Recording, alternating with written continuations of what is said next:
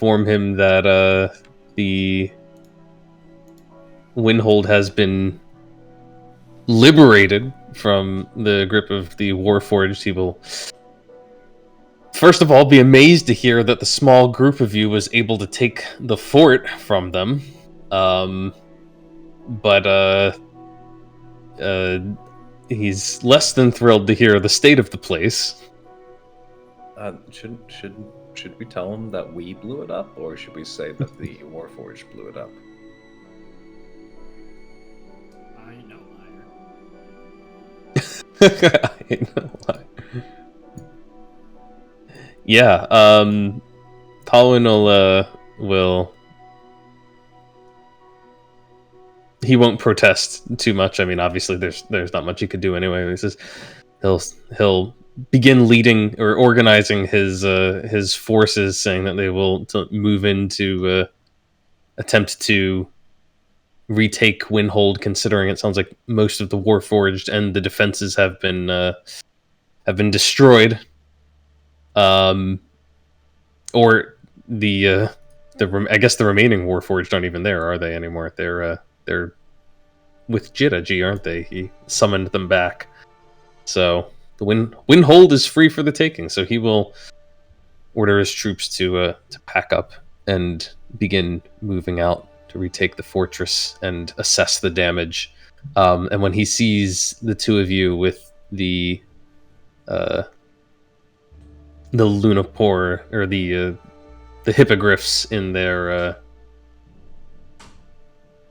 Lunapor colors and raiment, he'll just kind of give you a knowing look and say, "It's a shame that all of the war beasts at Windhold were lost to the invasion. Terrible shame." Imagine a cat would just be squealing with excitement. They're right here. There might be a war elephant left inside. I don't think he's there anymore. Right? Where was it gonna go? I hate to say it, but I believe Dima 4 may be a trunk here and then a foot there, and it's very sad. Why did you blow up the elephant? I didn't know where else to. I didn't think about it, and then I blew it up, and I'm like, oh, I guess the elephant's dead. That's my bad, guys. That's genuinely my fault. If I need to pay reparations, I'm sure I can pay it. I don't know. How much does a war elephant cost? How much does Windhold cost? They'll be looking to extract quite a bit from the Ursa Legion. Hold on a second. I believe I was paid by Ryland. Who are we being paid by again? We're getting paid? Yeah, I don't remember there being a discussion of what we'd get from this. So I don't know who there wasn't. Talked to, but I thought like y'all were coming to join the monastery to some capacity. We don't work for coin. Oh yes, of course. And she's gonna scoot next to Safine and be like, hey, "How much are we getting paid?" We're getting paid.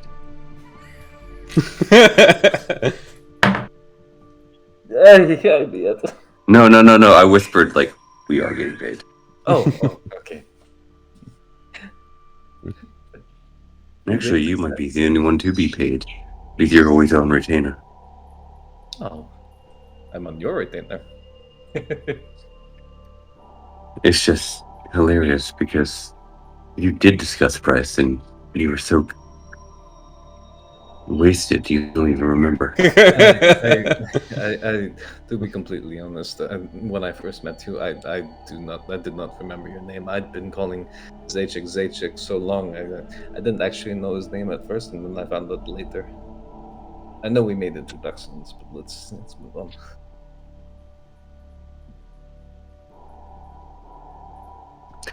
Well, there's money somewhere. I think you had it sent to your a command. I'm not quite sure. If it makes its way to the Ursa, it will make its way to Deegan. It doesn't matter. I am here for the fighting. And for you all are pretty cool. Well, if you're here for the fighting, why are you worried about money? Oh, you have to understand the value of being, refit with equipment and provisions and keeping soldiers happy. They like being paid. Naz, do you like being paid? Yes. Naz likes being paid.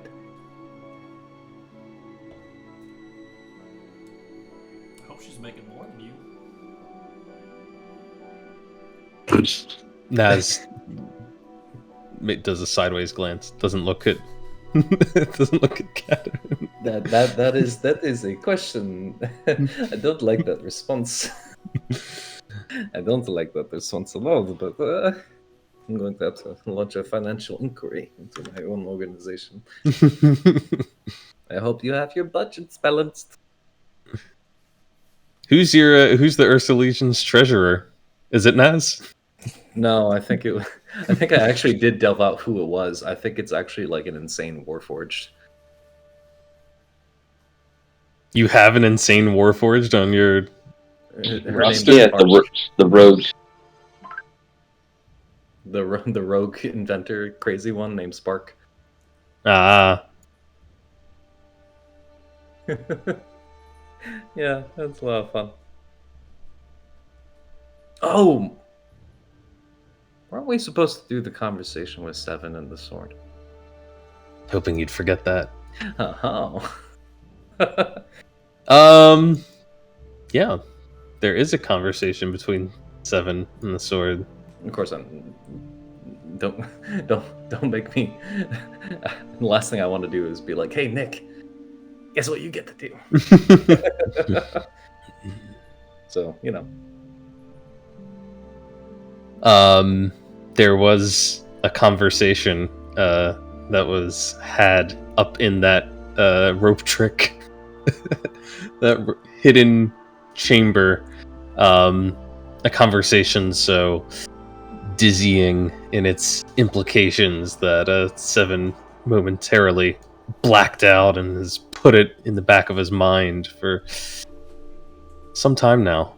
But now that peace has been restored to Tempest Pass and the threat is over, maybe it's a good time for him to reflect back.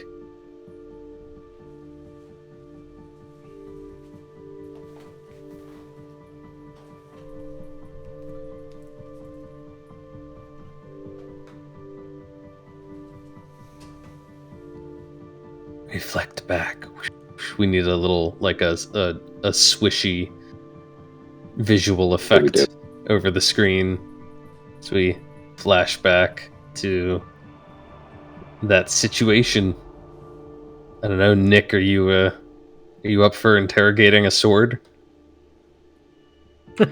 Yeah, sure. Why not?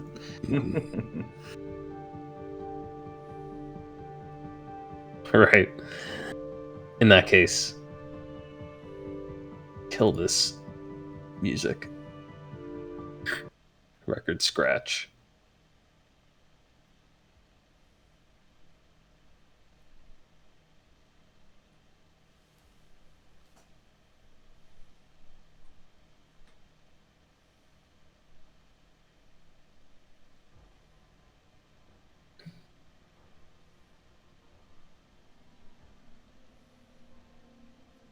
Flashback to that time up in the rope trick, looking down upon the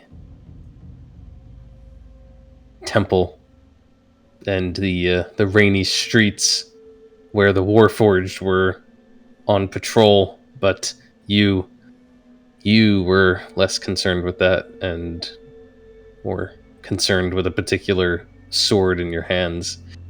And I believe when you attempted to read metal on it, you heard a voice that said something along the following lines.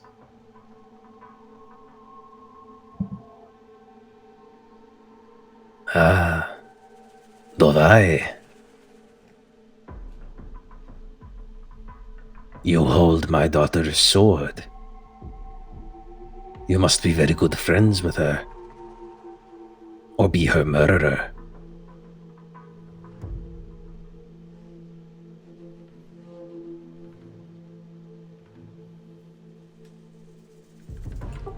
I guess Seven's shocking part is that he can get sometimes vague intent from metal objects. He can sometimes perceive, like, I don't know, something about the will of the metal, or its background, or it's extremely rare to like hear a voice. like actually hear like okay, we're gonna have a conversation now, because that's usually not how it goes. So he's stunned, and I guess he communes with this object, and his first thought is, what do you mean, daughter? You're a sword.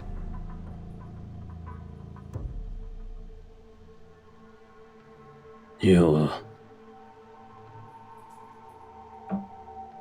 think me a mere bit of metal? This is amusing.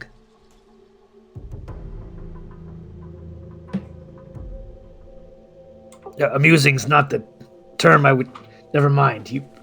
Are you alone in there? Is it like all of Kat's ancestors? You having a big party in there? What's going on? A party? Ah, no, it is not so much a party here. It is only I. I am the only one to be put here. You say put as if you had no control in the matter. Do you not want to be inside a sword?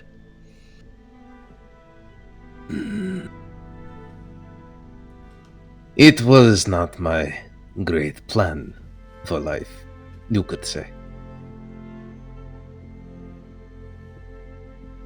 Do you speak to Kat like this, or is it just me? Have you ever talked to anyone else? Sometimes there are whispers that make their way across the boundary, especially when things are not going so well for my dear granddaughter. But to have conversation like this, why, is not so common. A pleasant change of pace.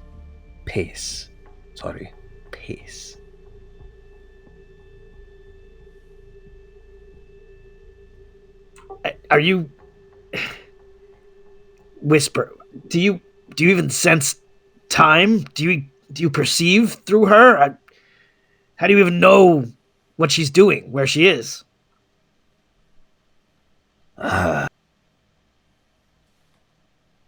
Where? When? These things don't matter so much to me. But I can feel her. I feel her strength. My strength. The strength of the Melnick gods. Flowing through her veins, yes. I can feel her anger, too.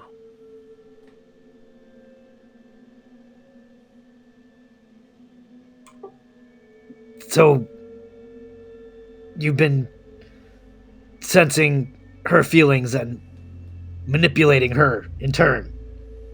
Does she even know where Kat ends and her grandfather the sword begins? This is a crude way of putting it. I do not control my granddaughter. I do not put anything into her head that isn't already there. I am merely a tool in her hand, an extension of her will.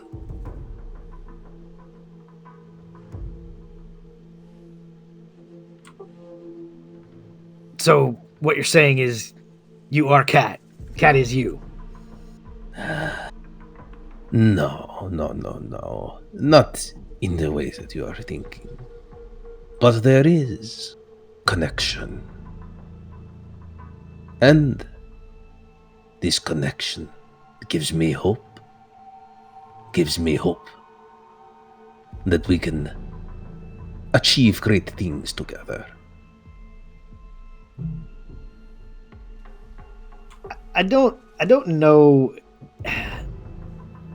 I don't really know how this. I mean, I guess what I'm asking is, can I make some kind of insight check here? And I'm not trying to see whether it's lying or not. I don't think it's lying, but like the tone of voice, the sound of it, does it sound like benevolent, manipulative? Like, I'm trying to get a read on this thing, in terms of like what its attitude is. You are reading metal, yeah.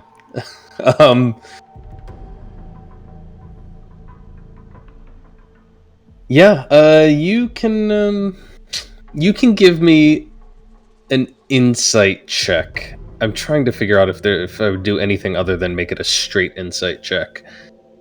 But honestly, I think that's probably what's most appropriate.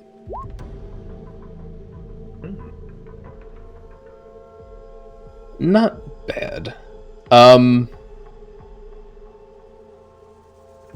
You do get the sense that this presence inside the blade is not exactly malevolent. It doesn't seem to have ill intent to Cat.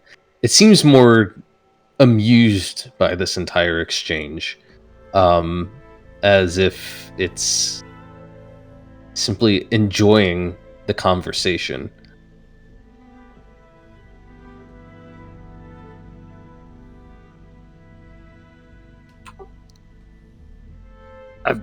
I've got to admit, I've never heard so clearly the soul of a blade, if that's what you are. But I wonder, are you content? Are you happy? Is this what you want? Do you want out? Do I want to be a sword? As I said, it was never part of my great scheme for life. But to be free, not so easy a task, I'm afraid. Perhaps one day, perhaps in other places, such a thing might be possible, but for now, the will of the Fey Queen keeps me here.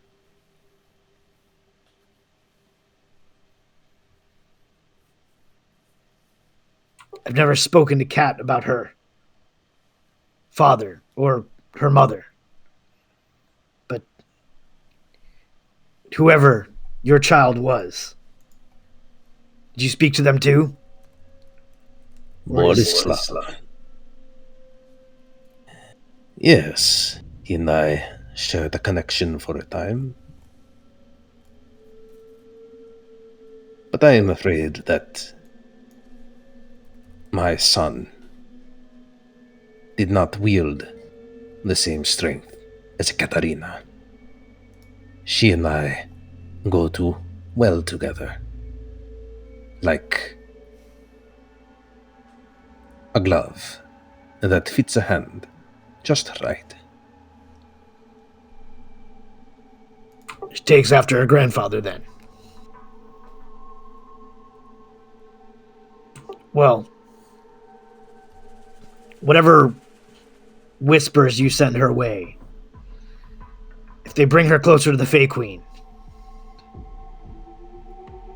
is she serving your interests, the Queen's interests, or her own?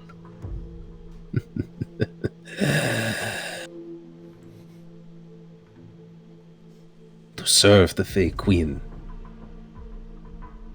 It is a wonderful thing for as long as it lasts.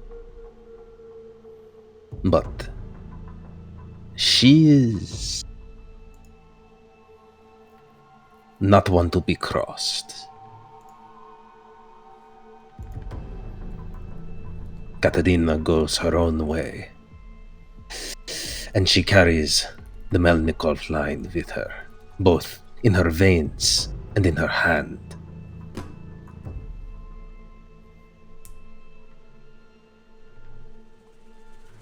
But I would ask a question of you. Who are you who speaks to swords?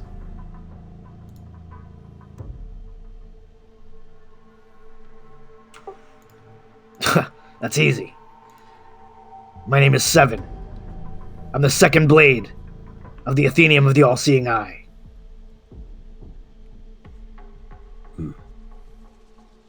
You call yourself a blade. It is fitting in a way. I feel something of that in you. You are a weapon as well. Seven. Who are you to Katarina? I don't know. She calls me a rabbit. I'm not sure why. He chuckles as he hears that. Ah, now I understand. I suppose you could say we're allies. Temporarily, at least. Allies. Yes. Aren't allies always temporary, though? It is the way of things. Rare wisdom from a sword. But I agree. Well, then, Seven. The second blade. Perhaps we shall call ourselves allies, temporarily. How does this sound to you?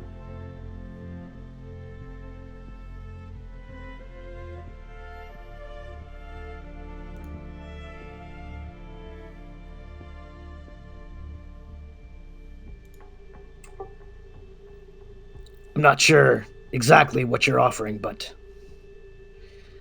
if it's a bond you seek, the bond between you and Kat is the only one you'll have. And if you're asking if I'll protect your granddaughter, for now, I'll protect her with my life.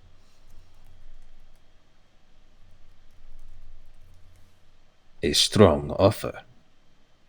One I cannot match so much from within this steely prison. But it makes me happy nonetheless. There was one thing I wanted to ask, however, of an ally.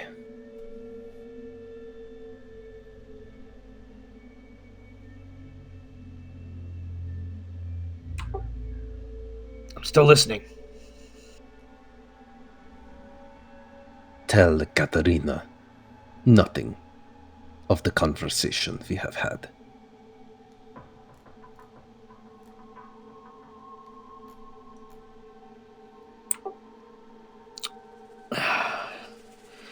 Your granddaughter can be very persuasive and persistent. But I'll offer this. When this ritual is done, I'll compartmentalize this conversation in my mind, block it off, refuse to bring it up when she asks. Hopefully, I can stave off her curiosity for a time, but I can't promise forever.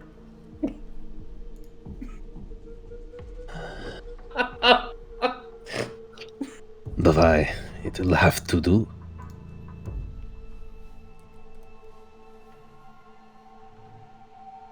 But I warn you that if you attempt to do this again, try to commune with me, I may not be able to answer.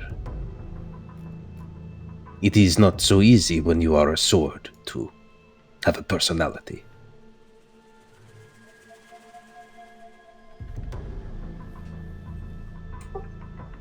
Trust me, I understand that as well.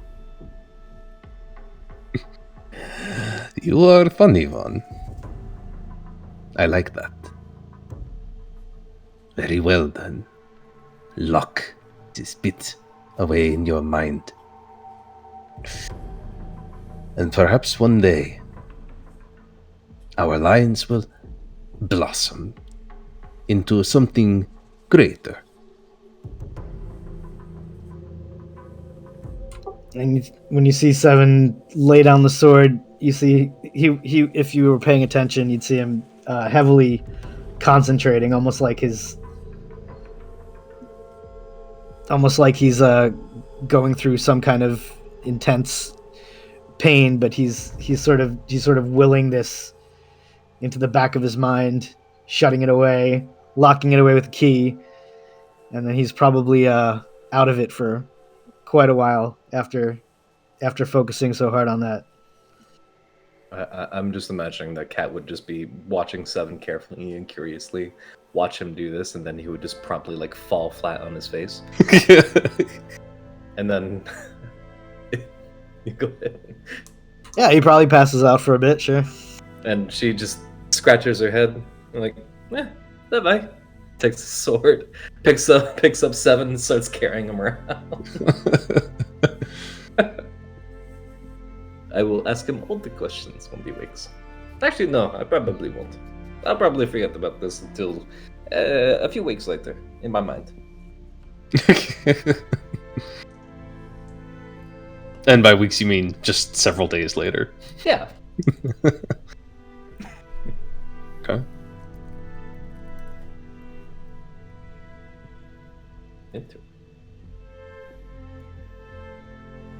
Well, who knows if Seven shares this conversation, but at least it happened.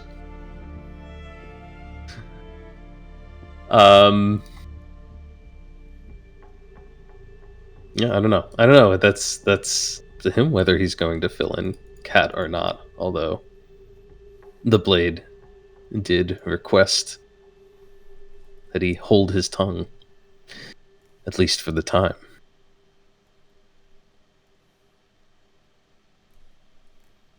Meanwhile, Ryland, Maruka's doing great. She's you never actually met her before. You just heard about her, but she's actually like a half orc, and she's feeling much better now that she got her hands on that mountain bloom. And Oba, the leader of Myok, is very thankful to you for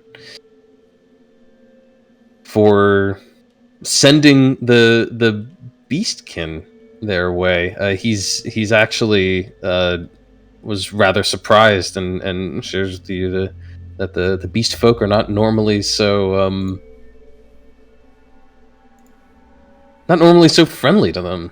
But they stopped through and they delivered the mountain bloom, and they gave your regards, passed them along to the people in Myok, and they were rather amazed by such an occurrence. Well, ain't that who? Because one of them was an owl, yes? No, Is not one of them an owl or a bird? No? Am I remembering that wrong? there was a bird, but not an owl. Oh. Maybe someone sensitive to other races. Okay. I apologize. I think there was a bird that that was sent specifically to deliver the medicine. One of the, what are they called? The Arakakras. Look like owls, yes? Yes. That's what I expect from someone who's had 5 demons. Your suspicion is not unfounded.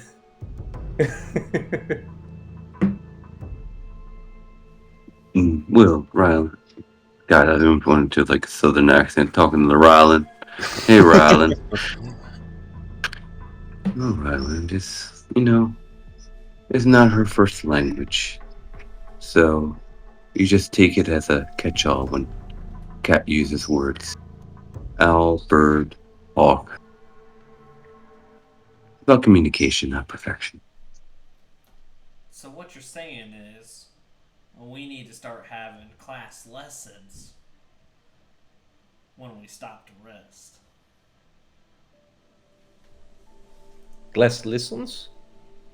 We'll teach you everything You know. can enjoy that. I don't know how I feel about that. It starts out with an hour of reading from Eldath. Don't you try that, Ryland. You're not converting me into your religion, okay? I don't have to convert you. She is. I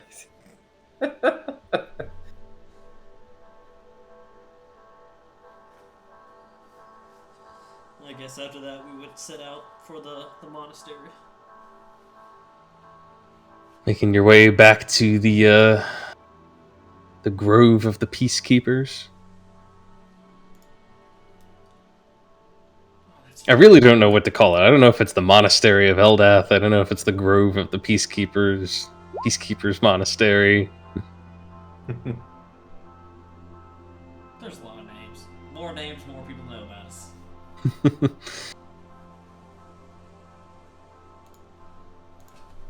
Are you taking the long way, or are you just doing a real quick teleport?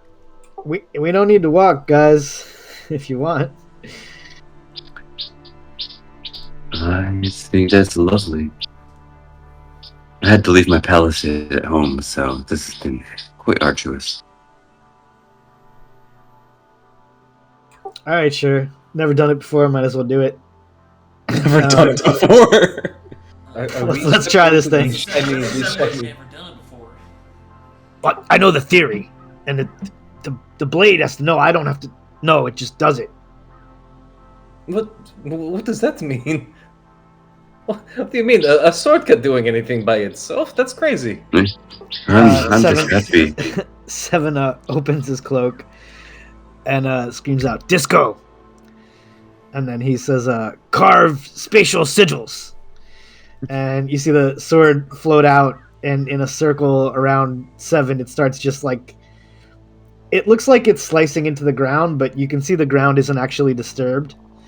You just see like shining sigils start to appear as it like follows some kind of strange calligraphy, like shining silver. It follows like a circular path around Seven, and when it completes, the whole circle shines, and some kind of portal opens up, big spherical portal, and you can see through it on the other side. It looks like some location inside Ryland's monastery. Wonderful. It's been a while since somebody told me it was their first son. By the way, that cost 50 gold, so get the fuck in there. Oh, yeah, I mean... And hustle on it. Shiny. Now! Okay. Go! Okay. I'm not sure I can be yet. Come on, let's go. You get like I don't know, like 12 seconds here, so everybody's got to hop on in. Oh, well, I guess we're all sprinting. I'm grabbing Naz's hand and pulling her inside. This better work, Zaychik. We probably come out in one of the side rooms in like the main building. One of the it's wherever they would have put a permanent teleportation circle. So watch it be like forgotten Probably would have been underground. like Father Morton's study. You appear in Father Morton's study, and all the way on the opposite side of Lunapor. Pretty nifty after all this trekking around through the rain to just be able to jump. But you appear, and maybe, I don't know if it's disorienting or not to teleport hundreds of miles. But there's probably a acolyte of some sort, a younger monk who is in the midst of sweeping the study when this portal suddenly opens and the lot of you come spilling out, muddy, wet from all of the rain, looking damp and tired after days and days of doing this, still probably battle-scarred, nursing wounds, and Carting a bound and gagged cultist. and the acolyte screams, drops the broom he was using. Calm down, Klaus. Calm down. It's me, Ryland Halo here.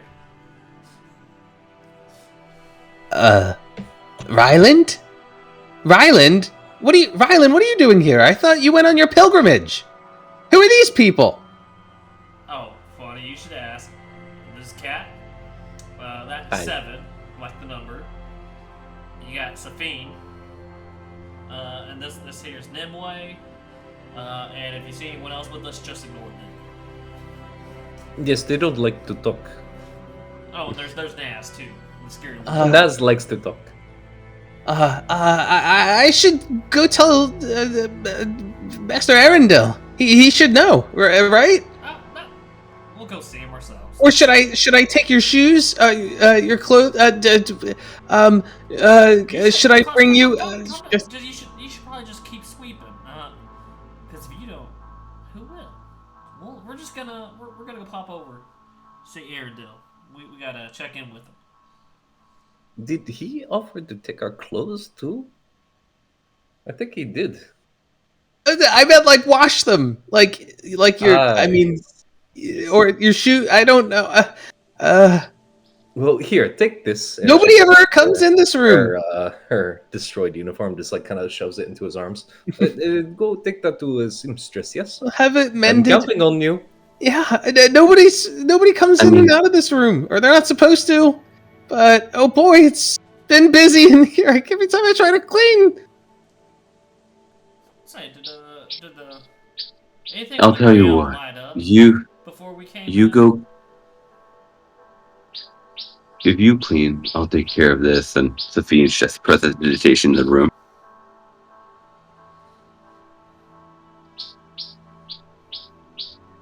But answer Ryland's question first.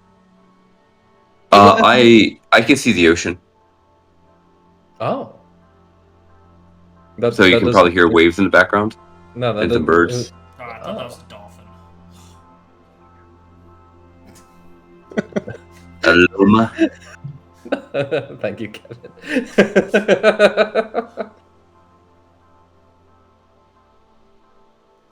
Maybe it was an owl. I think it was an owl. It's usually an owl. There's 8 a.m. owls. Yes. It is known.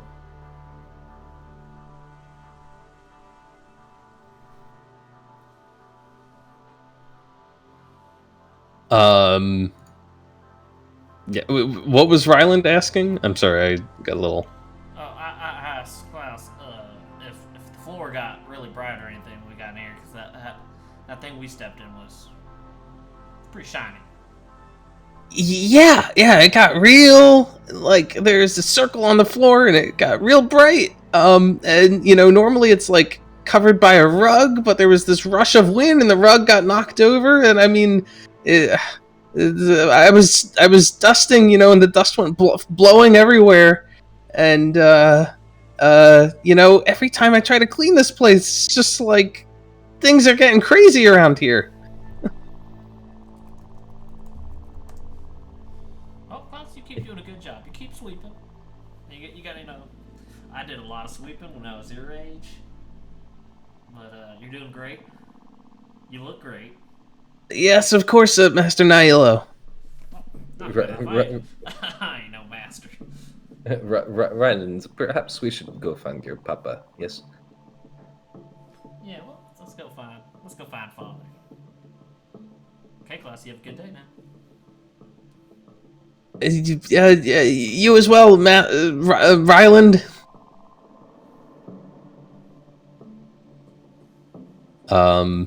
You can leave him behind and make your way through the monastery, still tracking the mud of Tempest Pass behind you. And you find your way to your father's chambers, where he will look up from a conversation that you'll realize he is holding with none other than the King of Lunapor, Javram the Sixth, it appears, is here. That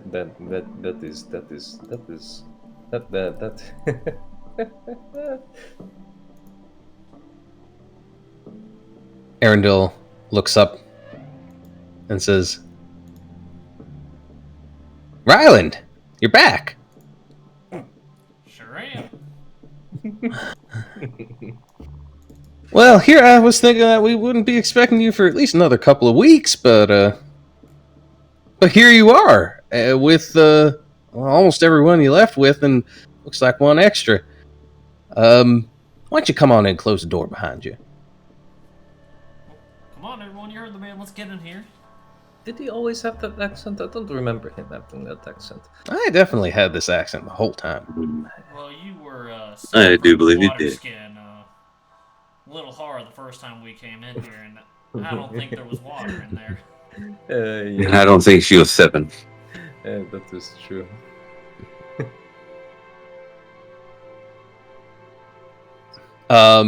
Yeah, as you come in, he kind of ushers you through the door, closes it quickly behind you, and says, "Now, did you just get back?" Oh, well, that was thanks to good old Seven here. He's got he knows a lot of magic. Well, I suppose that's a good thing that you're here so swift after you left, but he kind of looks a little uneasy. His eyes shift to King Javram, who stands up and bows slightly to you, does a slight nod, and says, "It's good to see that you've returned. I hope to hear that your mission was successful, but you should know that things have developed while you've been away." Well, what are you talking about? Because the only developments are center Tip Pass being storm-free. Warforged gone. Saved as many lives as possible. We saved some kids while we were there, too. This is excellent news. Very excellent news. And what of the rumors of the Warforged incursion? Incursion is done with. There are no more Warforged. Windhold is being taken back by the remaining troops from Lunapor. We ran into, what was that fella's name? The Padawan. Chanwitsi or something like that. He was on his way moving back into Windhold when we were on the road back. I believe he was heroically leading the charge up the mountain, yes. Javram says, "Well, that is good to hear that the forces of Lunapor move once again to occupy Windhold. But, you see, sounds as if many of the rumors which we heard were true. The Warforged were indeed present, that they have indeed committed some acts. You said there were children that needed saving? Oh, not from the Warforged. They got lost. And then they teleported to another dimension.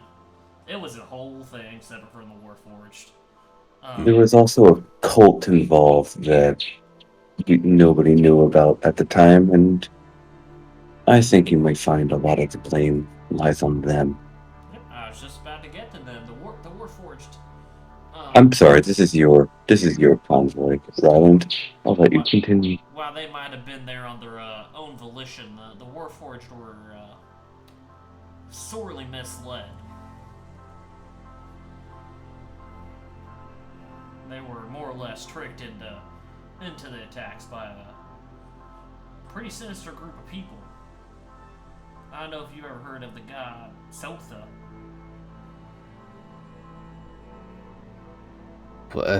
I don't understand what that has to do with any of this. Some foreign god. A cult, you're saying? This is getting complicated. I thought it was already complicated enough. It got very complicated very quickly. So basically, how all this shook out is this cult wanted to summon some stuff down from the sky that they used to transfigure into their god's, sacrament.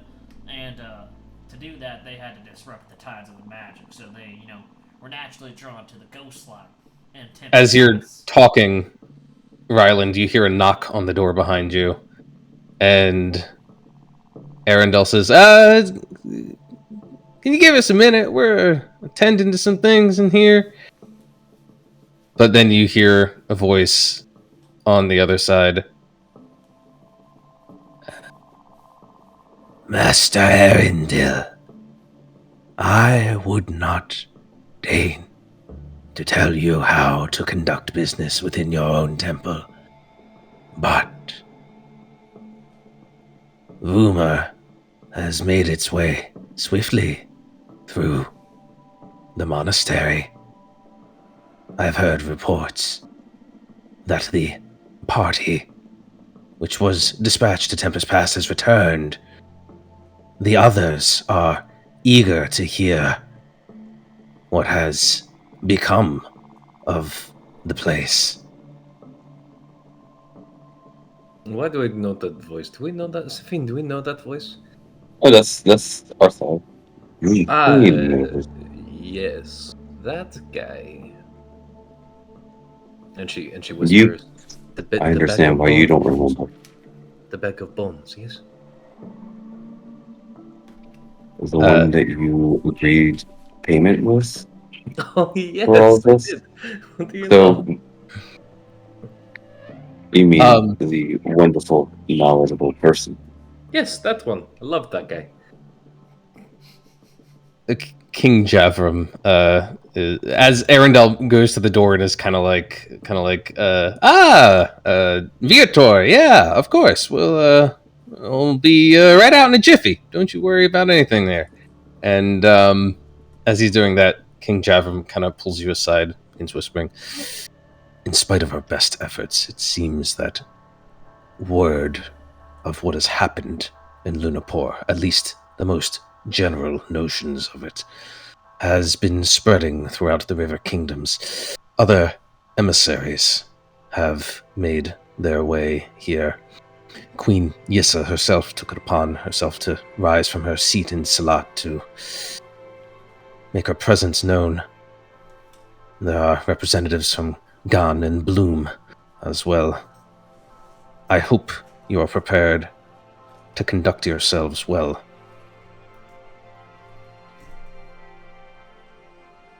Us Nailos always conduct ourselves. Naz, take the bottles into another room, please. Naz just grumbles, disappears.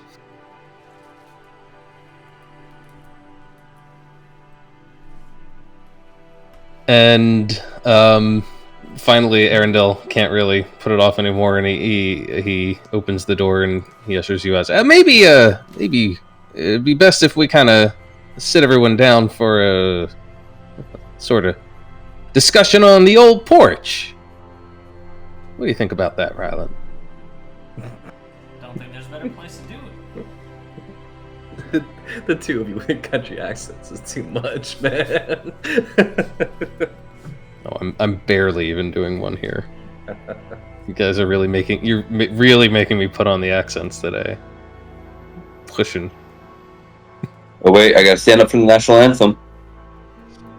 I can hear it being played.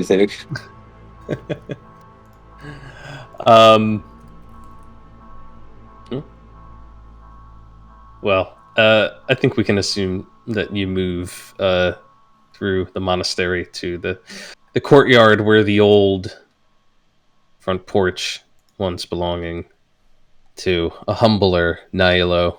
Well, they're all pretty humble, but a less accomplished Nailo still remains standing. And once again, the humbleness of the small little porch there and the overhanging roof is entirely incongruous and at odds with those who sit themselves there to talk. Of course, you're already familiar with Viator Bardas, who was, in fact, the voice that you heard on the other side of the door. But there are other faces there as well.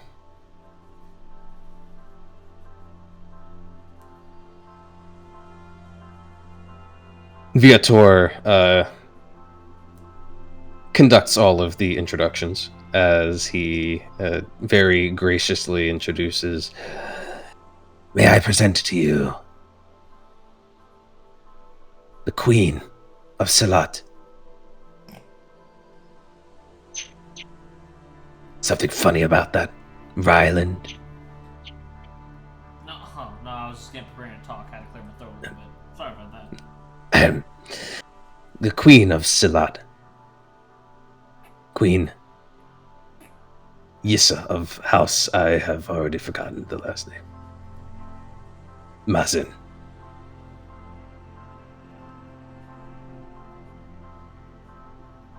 And here we have the emissary of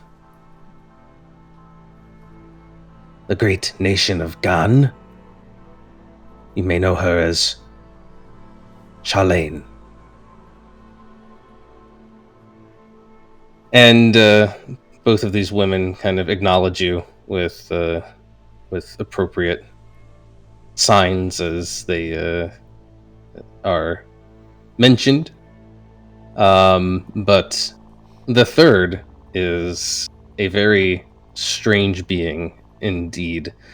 You're not entirely sure if you are looking at a man or a woman, but it is a vaguely humanoid creature that you can't tell if it's wearing an incredibly elaborate, vibrant cloak, or if you're looking at their natural plumage, but they seem to be covered all over with these iridescent feathers that form elaborate displays, especially around their head.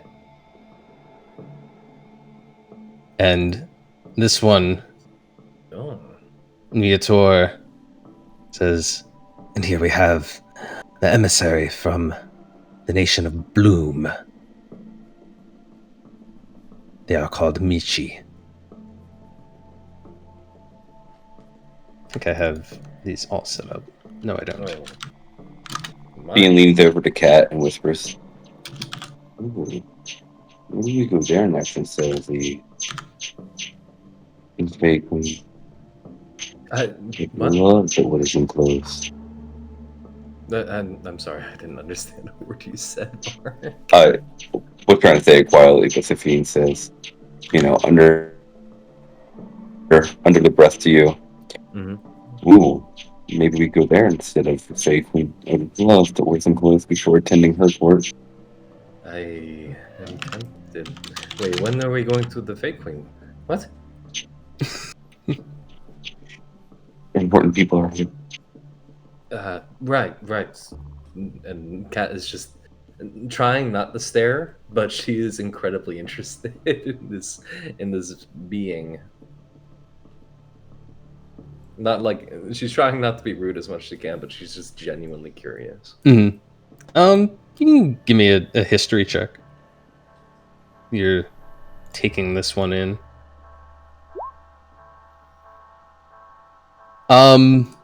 Yeah, you recognize that this is this Michi is not one of the sort of naturally occurring races found on Yan, but instead a sort of hybrid creature, which they frequently create in Bloom.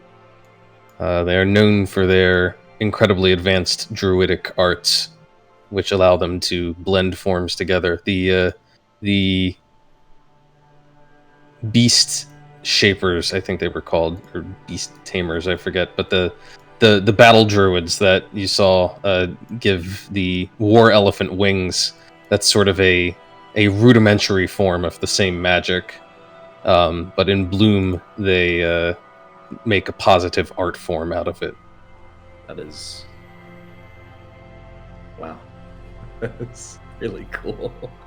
Not gonna lie. Yeah, for reference, Con and Bloom are like bordering us. They're really close by. That is really cool. I like that you have a map to reference and you're letting everyone know. I was curious, okay?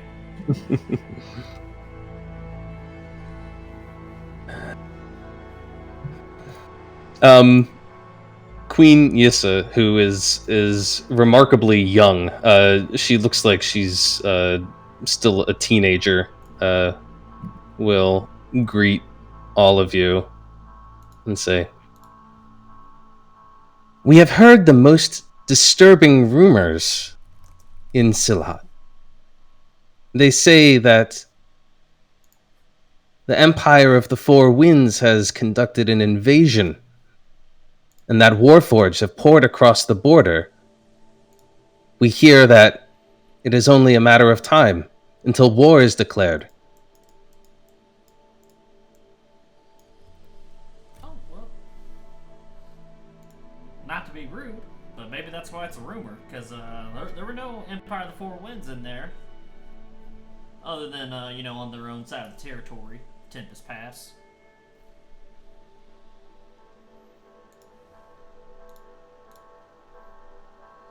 Truly. Because the rumors I have heard have said that the Warforged passed across the border, conducted attacks upon Lunapor settlements. Well, if you want to investigate for yourself, Blink, you can go in Tempest Pass. We took care of the weather anomaly that was being caused by the tides while we were there. There's no Warforged there now. Now. Never? Never were. Never was. Now. Give me a deception check. I'm just gonna look at Safine. No. I mean, Queen Yizza just blinks at you a couple of times. What I'm trying to say... Okay, let me clear the air here, Queen. Man. So the Warforged were there. They were not there on behalf of the Empire of the Four Winds. They were being misled by a third-party group. One that I've come to learn a little more information about. I hadn't heard of them before. I don't know if you ever heard of the cult of the God Eaters.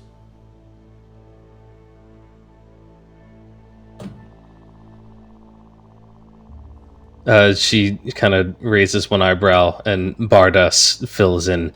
A cult from the lands east of Xantum, known for supposedly consuming their own deity. She shakes her head. Oh, barbaric. Not only do they want to consume their own deity, but they believe that they can transmute things into flesh at great costs, such as killing one, draining 10 of blood for one spell, and other barbaric spells that these were involved with, trying to taint and use these Warforged for their own end. To mention that they wanted to unleash chaos by disrupting the ghost light. Cat, would you mind pulling out that piece of meteorite we gathered? Ah, yes. And she's gonna pull out the little red stone and hold it up for everyone to see. This is what they were after. We were able to interrogate one. He was a little more than forthcoming with us. Basically, they want to bring this down from the sky, but to do so, they have to disrupt the tides of magic.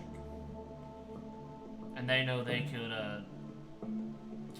do that if they had brought in the Warforged to make everything else a mess. Bring chaos and destroy.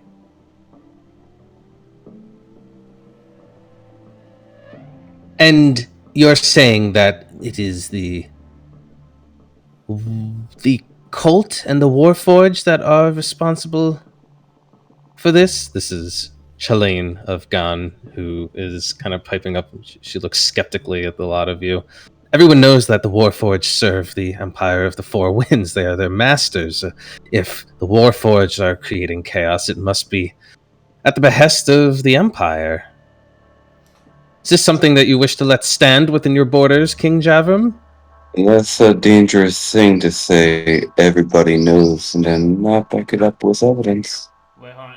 Things change. Out of character here. Didn't we recruit Kuzak? You did. You did. You recruited 2 Warforged. Kusuk! I told them to wait outside. Because that would be disgusting. Imagine if Kusuk was here. Erendil was probably like, you should really keep those in my quarters here for the time being. Or maybe not. I don't know. If you think you got a good way of handling this. I wouldn't want them there. But what I mean if you have a play, like you can, yeah. We'll leave it as is. I didn't know because we didn't make a point of it. Yeah, so I don't know how information. I mean, obviously you're pretty in tune if you're already getting rumors about this because this all happened just in the last couple days. But I'm sure you heard the rumors of Warforged who defect from the Empire of the Four Winds, who gain some sort of sentience.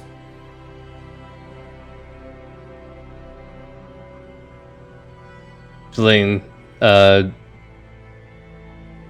kind of shakes her head and says, yes, I've heard that they do occasionally disobey orders, but they are the machines of the Empire. They're the pawns. They're the frontline soldiers. Well, I can tell you these Warforged were no pawns. They were definitely soldiers. They can fight, but they weren't following the orders of the Empire of the Four Winds. They were being misled by the cult, and we set things straight.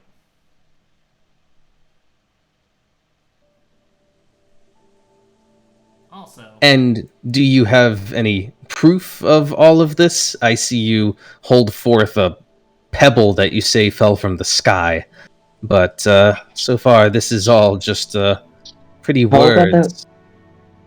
Oh, we do, but we have pretty words. So much pretty words. Recorded pretty words. Huh. And I'll just, we're on the porch. I'll set it on, like, the railing of the sidewalk. And we're like, well, just hold tight and give this a listen real quick. It's from one of the lower cultists that we recovered it from. And we recorded more on it, did we not? Did we not? I don't think we did. I didn't. Yeah, we did. We recorded the whole Q&A session with it. Yeah, with the knight. That's right. Yeah. The paladin. Yeah. Yeah. Yeah. If you play all of that for them, they'll listen. And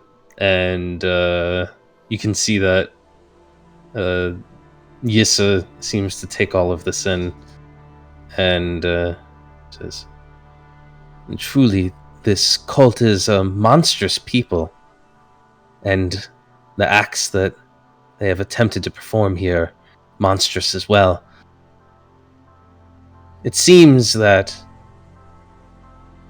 King Chalfram and Erendil have done well in dispatching you to handle the situation. They are dealt with, yes?"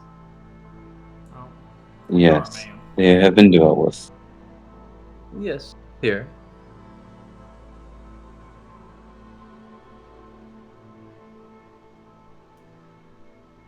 And you can see that Chalain seems to be less than impressed with the sonologue. She's kind of like, this could be anyone. This could be a recording of anyone. I mean, they could have fabricated this. I don't know why. I don't know what their schemes are. Shall I go back and summon his corpse and walk him towards you at your feet? No, Sophie, now calm it down. We don't need to go doing that, but They are fully capable of that, you know.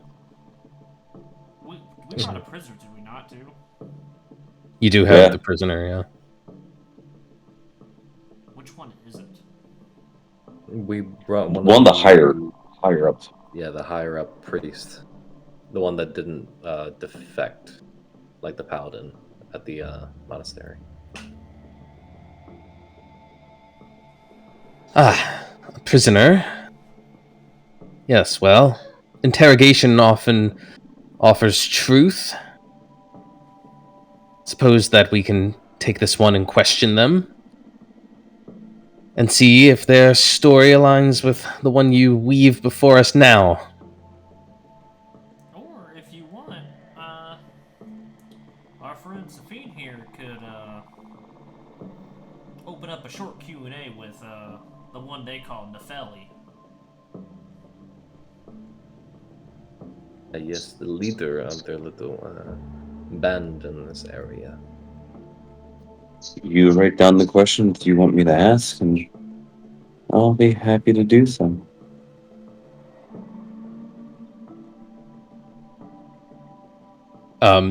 You're offering to use speak with dead so that they can interrogate the skull? Okay.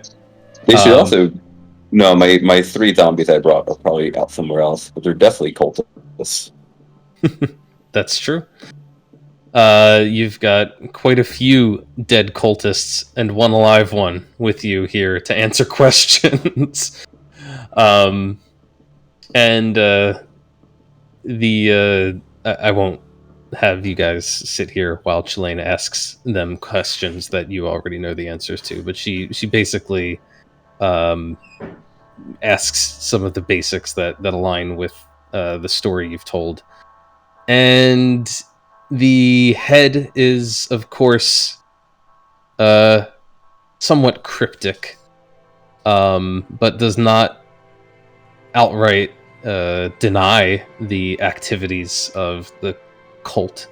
Nefeli, I don't know if you have any questions that you want to ask to Nefeli while you've got the spell active, but Nefeli seems to corroborate the story herself as she explains the cult's presence, the desire to deactivate the ghost light and acquire the substance.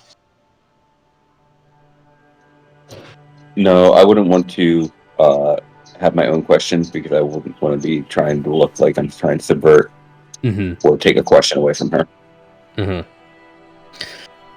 Well, Chalain does her best to probe and ask questions, but between the sonologue, the talking head, and the live cultist right before her eyes, there's very little that she can say that you don't already have some sort of proof or evidence for. Oh, King Jarvan, by the way, we forgot to mention this to Talwyn. Maybe you could send a messenger. There's a dragon underneath Windhold. Excuse me.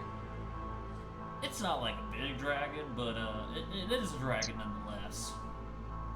Oh, that is true. I just thought that might be, you know. Well, what is it doing there? How did it get there? What? How did you find it? Oh, we talked to him. He let us pass. I made good buddies with him. His name is Azur Sheen. He's He's big in and blue. and warmongering. He likes magic objects. Interesting. I will have to think on how to handle that situation. A dragon is, of course, a great danger, but also source of opportunity. Thank you for bringing that to my attention. Well, and what of you, Michi of Bloom? You've been awfully quiet. I'm sure, don't you have some questions of your own? Yes, Michi has been silent this entire time, and every once in a while, it almost looks like wings protruding off of her head. They'll ruffle slightly and rearrange themselves. The feathers catching the light in a dazzling array of colors, but they will speak up now and say, "We of Bloom are more intrigued by this talk of the foul weather. You said that you dissipated this storm which arose from the ghost light. Yes. Well, what kind of questions do you have? How is it that this cult was able to disrupt or disable this magic?"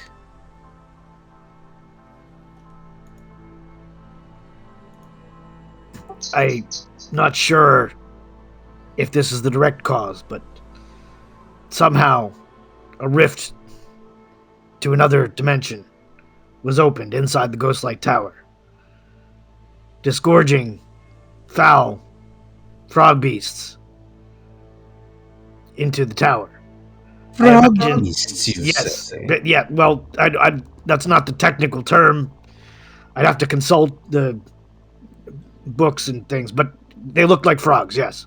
Hey, Safin, you took his skull, didn't you? Yes, I do have. No, I took the skull of something it was wearing. One of its trophy skulls. I took one of the trophies. Yes, and they were sentient beasts, not beasts. They were sentient creatures from another plane that had their own language and were able to communicate once we were able to discern what they were saying magically. And they brought with Just them all-consuming crystals. I should know. One got into my arm. Yo, yes, that's right. if And the crystals make you blind and stuff. well, they turn you into a crystal itself. Generally, Yeah, just not nice people for being visitors to our dimension.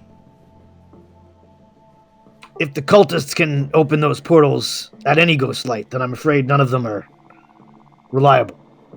They could strike at any time. Yes. Most intriguing. Yes, we do indeed have one of your so-called ghost lights of our own in Bloom. In fact, I am sure that many of our nations here play host to such things? I wouldn't presume to advise you, but defending the ghost lights might be a wise course of action to prevent the cultists from disrupting the tides in lands you control. And if you think there might be a problem, you can always give this one your address, and you might be able to pop on over and help out. And all it takes is the Runic address, that is. And all it takes is for the cult to influence a disparate people, as they did with the people from the west, and the Warforged, who were neglected almost willingly by the Empire, and they have themselves an army. They are cunning. They seem very well funded. Yes, perhaps. So, whether they are their own entity or the skunk work of some other nation, we have not been able to say. They also don't seem very hygienic. They have this armor that grows out of their skin, nasty stuff. They could be, not so clean. Crafters of the flesh. It is a delicate art which can result in abominations when not handled properly. But when effective, the results are positively stunning. I would not write off the power of this cult so quickly if they dabble in magics like these. I am inclined to agree. Not only that, but I will say, on behalf of the Xantum Empire, they disdained our methodologies of bringing back our loved ones and endured. They considered us to be paltry magic and scoffed at our power. I don't think I'll ever have a use for them other than manual labor. Not to mention the rocks they can summon from the sky that cause wide swaths of damage. Far from writing off this cult, I think our intention is to warn you all of the possible dangers. Yes, indeed. It seems their powers are varied and potent. I will have to send word to my superiors. What I have learned today, King Javram, might it be possible to arrange for a contingent of our researchers to make their way to the ghost light of Tempest Pass to see if there is more we can glean? You can see that King Javram looks a little uncomfortable with that prospect and says, "It's a matter we'll have to discuss at a later time. For now, I must wonder if any of the rest of you require further proof of what has happened at Tempest Pass. Surely you can see after talking with our agents there that there is no need to call upon the other members of the Alliance. No need to call for war." Queen Yizza sort of nods and says, "Yes, such a thing would be undesirable for Salit at this time. We have our own matters to attend to." Chalain says, "I will have to report all of this to the king, of course, and the High Council of Gan. I can't say that I'm entirely convinced, but I cannot deny the evidence you present. Would it be possible for us to procure this prisoner of yours for further questioning under our own terms?"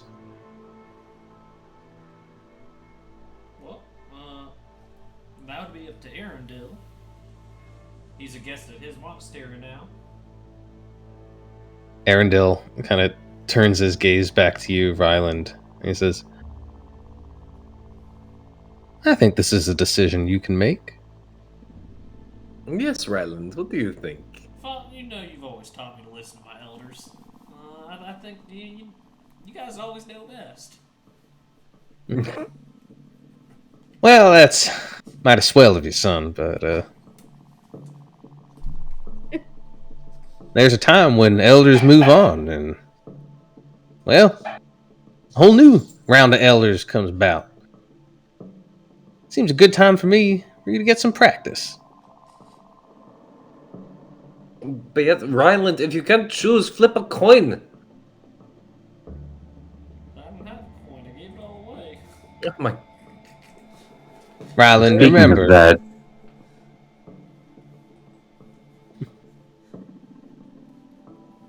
Queen Yizza, what would your interrogation? It was in Nisa, it was Chalain. Oh, Chalain, that's Yeah. what I meant. Chalain, what would your means of this information? You also said interrogation. What did those entail? We hate to see Well- more harm come about in this world. such things are not matters for me to decide, but I imagine that our royal interrogators will see to it that this prisoner divulges the whole truth.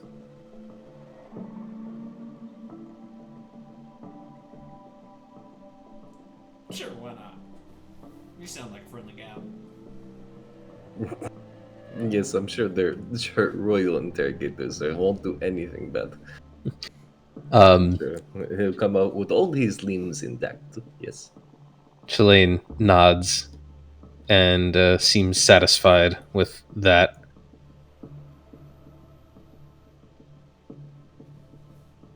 Michi, for their part, simply nods.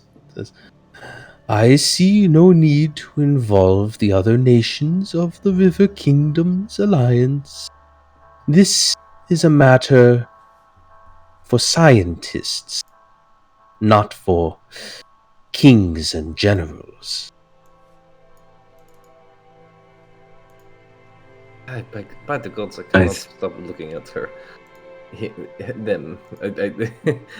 I'm just gonna walk over here.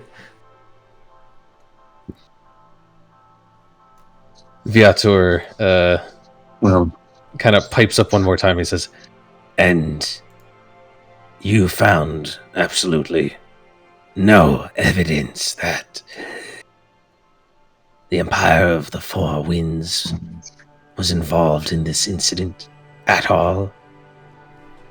No? Perhaps willful negligence. Uh, They got there somehow, you know, and they managed to make it there. through the grapevine of a former associate of ours that Sindon wanted them kaput in the nicest way possible. Sindon wanted them turned off. Yes, they wanted them murdered because I honestly think that they didn't know whether or not it was the Empire of the Four Winds. Perhaps it was one of the things where the left hand doesn't know what the right is doing. or that Sendin wanted them destroyed because Sendin didn't want the rest of you to know what they might be experimenting with cults and Warforged and changing the landscape, so to say, with these awakenings and different things set forth.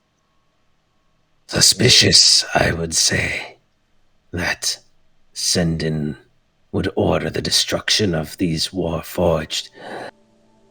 I dare say Not- behind our backs. he kind of turns his skull to look at Javram and Erendil. They didn't want to find out. So if they didn't want to find out, did they already know? Perhaps there is more here even than you have discovered. Perhaps she was covering something up. But I will say, before we get too concerned about nation building, we do have a power that can bring down space rocks that can end nations.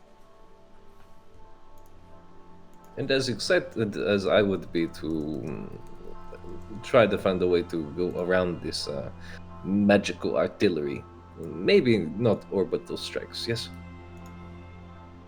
What is orbital strike? Don't worry about it. It is a saying in my country. No. We understand the stars. It means something from beyond our skies falling down. Like a meteor shower, but imagine it against, like, as artillery. Like a cannon, but from up there. I It would see. be a great idea. I'm just throwing it out there, but well, you know, I'm just here. So, y'all satisfied? The various kings, queens, escorts, and emissaries nod their heads. Well then, I think it's about time we wrap up this meeting.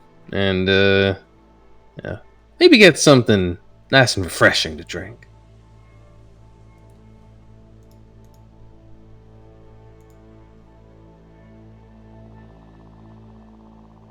And the representatives from Salit, from Gan and Bloom will all depart. Y'all have safe travels. Come back now, you hear? And if you think you need us, talk to Seven about giving your address.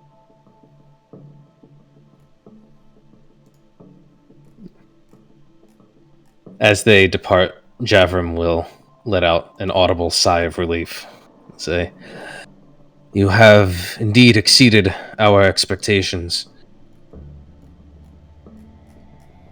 Governess Sendin could not be here today, but on her behalf, I would like to thank all of you for the work you've done in uncovering this mystery and handling the situation with as much delicacy as one can expect." Ah, yes, delicate. That's that. Now, there is a matter of payment, promised and delivered. And he'll make a gesture to a hand servant who is somewhere nearby, who will bring forward a chest and drop it on the ground before you. Javram will say, "Lunapor gold and 4 winds platinum."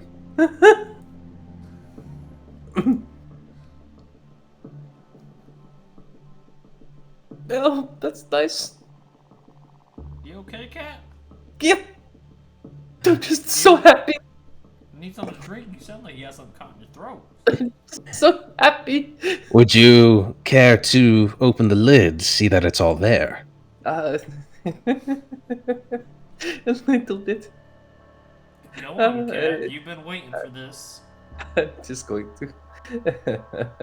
She takes it by the handle and just starts dragging it into like a corner. Let's open it up. Yeah, you pop it open. It is filled to bursting with coin.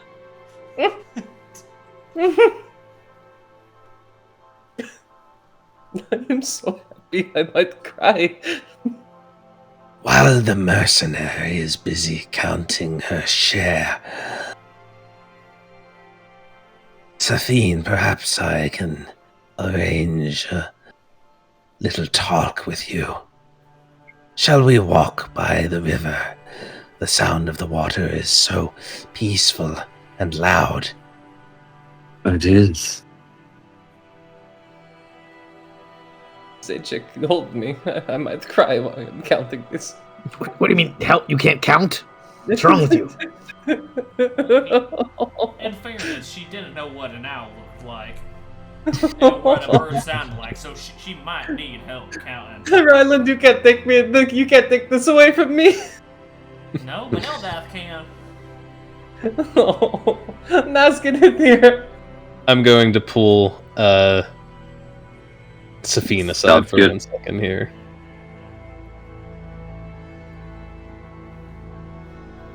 You are going to wait. How many party members do we have? 5. Does Naz get a share, Yeah, or did Naz- she yeah, get your Naz share? gets a share.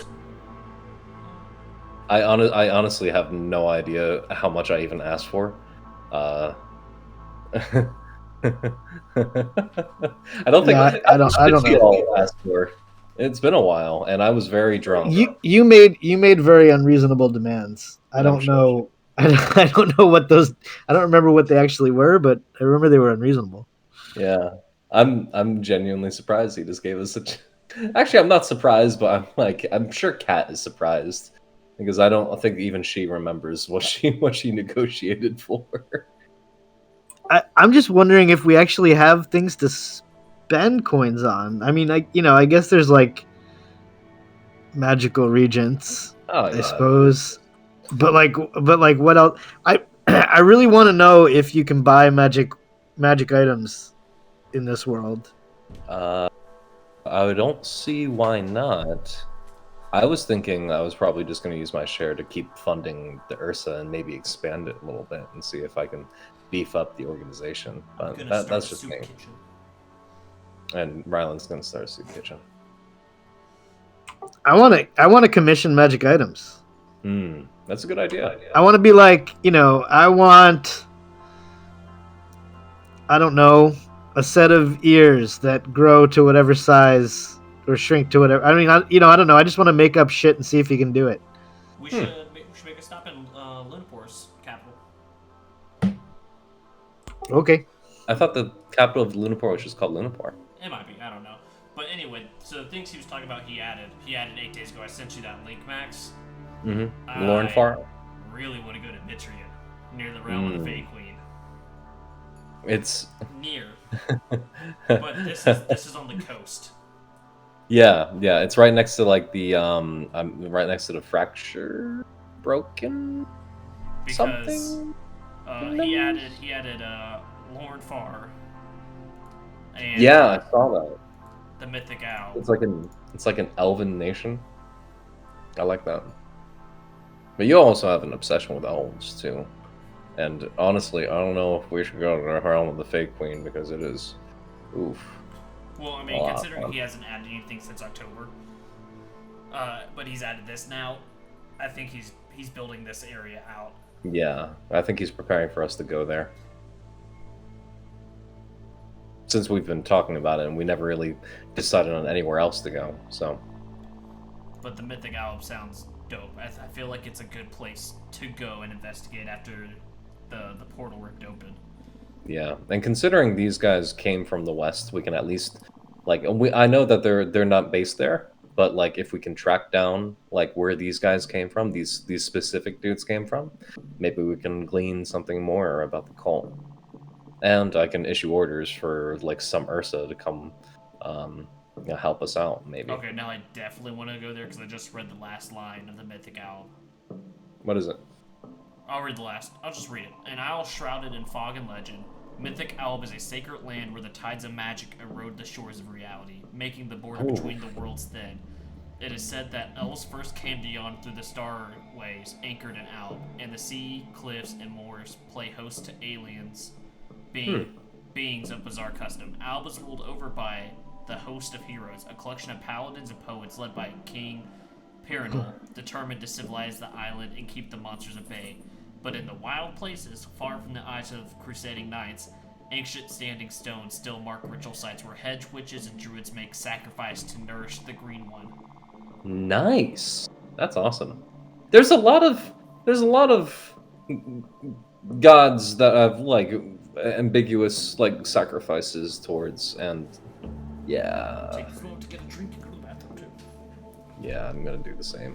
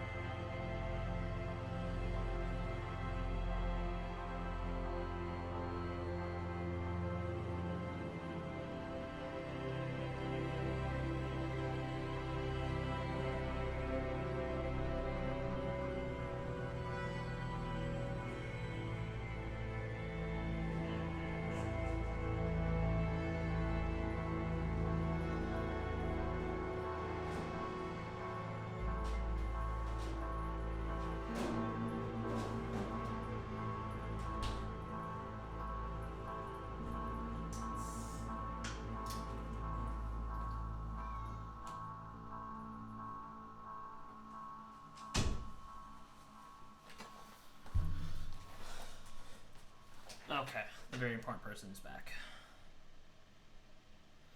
It's me. I'm the very important person. Yeah, I figured that one out. So Nick, where does 7 want to go? Where would the Eye want 7 to go? Would they want him to follow up on this cult? I don't know. I mean, maybe. I guess probably like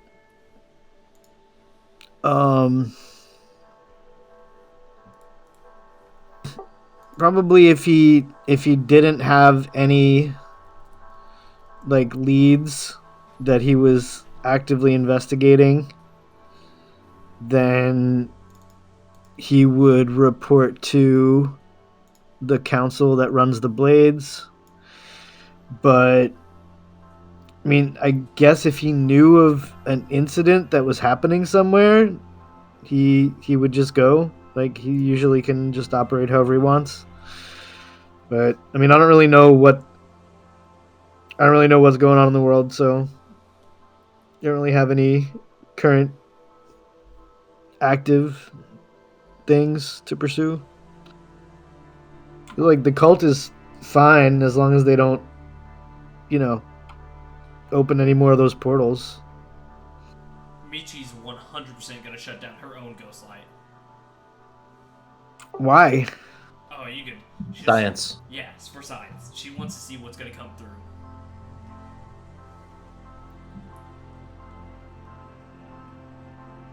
Okay, guys. Kind of interesting. Viator like pulled off Safine this time. No. Yeah, well, you might make jokes about the breath of the undead, but this one, when she drinks, ugh.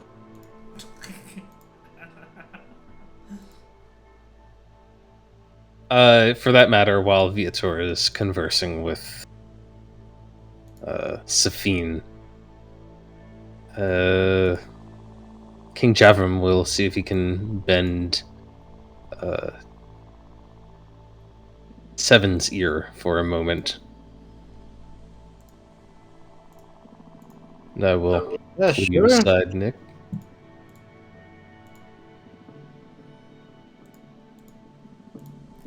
We got money. We're gonna buy diamond.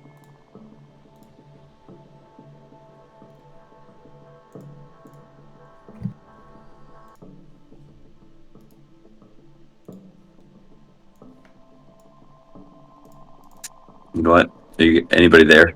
Yes.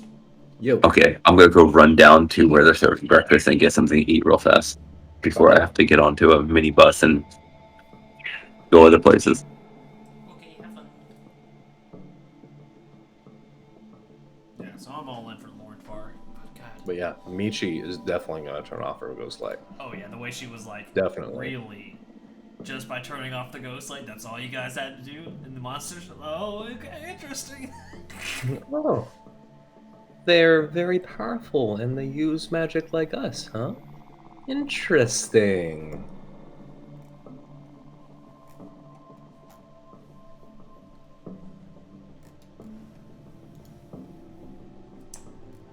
I'm gonna see. Kat's gonna be like in love with every single one of those things.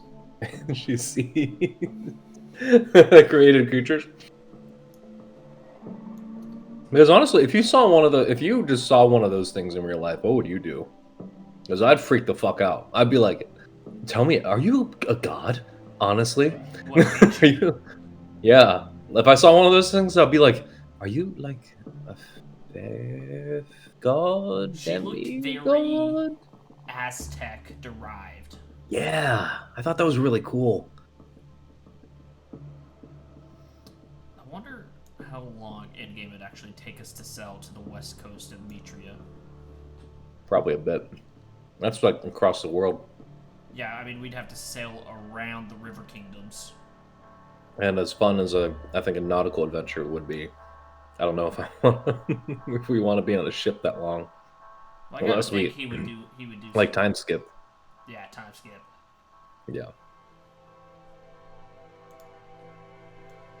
Or like we do time skip, go into port somewhere, maybe in Jakia. Yeah, that'd be cool.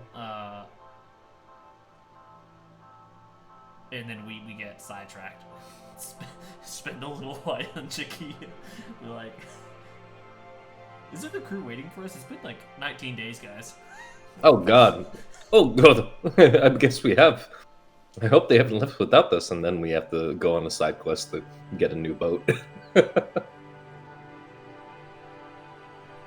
We recruit a new plucky cast of characters. I don't preferably want to go through the Empire of the Four Winds. I'd really rather not. If we do, that'd actually be really fun, because I could see a lot of conflict there. But does it make sense for us to do that? Not really. Unless we're trying to get something specific. I want to ask him what he does have built out. He basically said in the end of last session, or the end of the end of the last session when you took off, it was like everything is like equally not built out. Like he built out like enough on the surface down, and I think he's working out like where we're trying to go.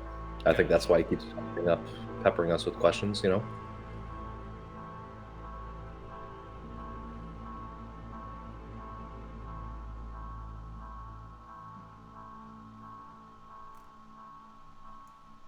Because I don't think I'm ready to go to Wallow.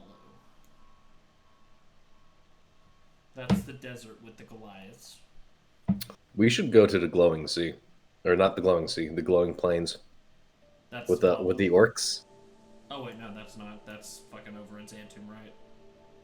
No, it's just to the north of the Empire. Oh, okay, so it's between Koth and Mitria. Mm-hmm. And it doesn't look like we could just sail from Lunapor inland as far as we could to Koth. Yeah. Is there a lot there about Koth? I don't remember reading about it. Koth is a large continent in Yon's northern hemisphere. It is bordered by Mitra to the southwest and Wandan to the south, and the Gulf of Mist to the southeast. So that's what we'd have to sail into, essentially. The northern extent of Koth remains unexplored. Koth is mostly flat and dry with vast semi-arid steeps edged by mountains to the south and west. Eastern Koth is forested, even sporting temperate rainforests to the far east. Its climate grows even colder north, with taiga bleeding into the frigid tundra. At this point, I can't imagine. I can see Kat maybe running off to go see what the Ursa are doing, but I think she has enough faith in her lieutenants to run it without her, without getting them all killed. So definitely running with you guys, as long as it's going toward the Ursa, I think she'd be cool with it. Because I think she knows it's going to be a minute before she sees her men again. See, Ryland has no reason to go to Mournfar or the Mythic Owl. I don't think he... I mean, he may have read some stuff in it, but I don't know if he has any prevailing reason to seek out Elven history. Yeah. Because he's probably in the mindset he'll get there when he gets there. The pilgrimage is supposed to take a long time, so yeah, it's not like he's in a rush. But you could make And Kat's just in it for the adventure and the coin. You can make an argument for Ryland that he could probably reason he should go to the furthest point on the continent, and then just make it all the way back, and then come back. Yeah, because honestly, if we try to go towards the realm of the Fake Queen, I don't know if Kat will be down with that, because she kind of left there for a reason, because she's trying to get away from her family, and I don't know if going back would be the best idea. And lastly, while all this is going on, Erendil is going to pull aside his son. Yeehaw! I get to count all the coins.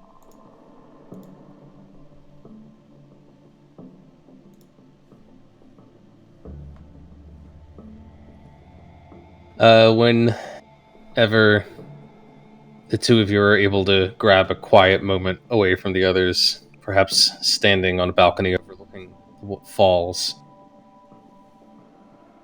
Erendil will turn to you and say, Ryland, I know things have always been, haven't always been easy between us. I know that what lies ahead of you, what's here for the taking for you when my time comes and goes. I know it's a big thing. I just want to make sure you're ready to do everything that needs to be done. Well, I understand that's what this pilgrimage is supposed to be about, right? Kind of find my own way. And you've done well. You've done real well. I can tell by the way that you speak for yourself and the way that the others speak about you that you really sort of come into your own over these past few days. I know you haven't made it terribly far from home, at least not yet, but I can tell you've grown. And I'm proud of you. I appreciate it. It's been a blessed life growing up here.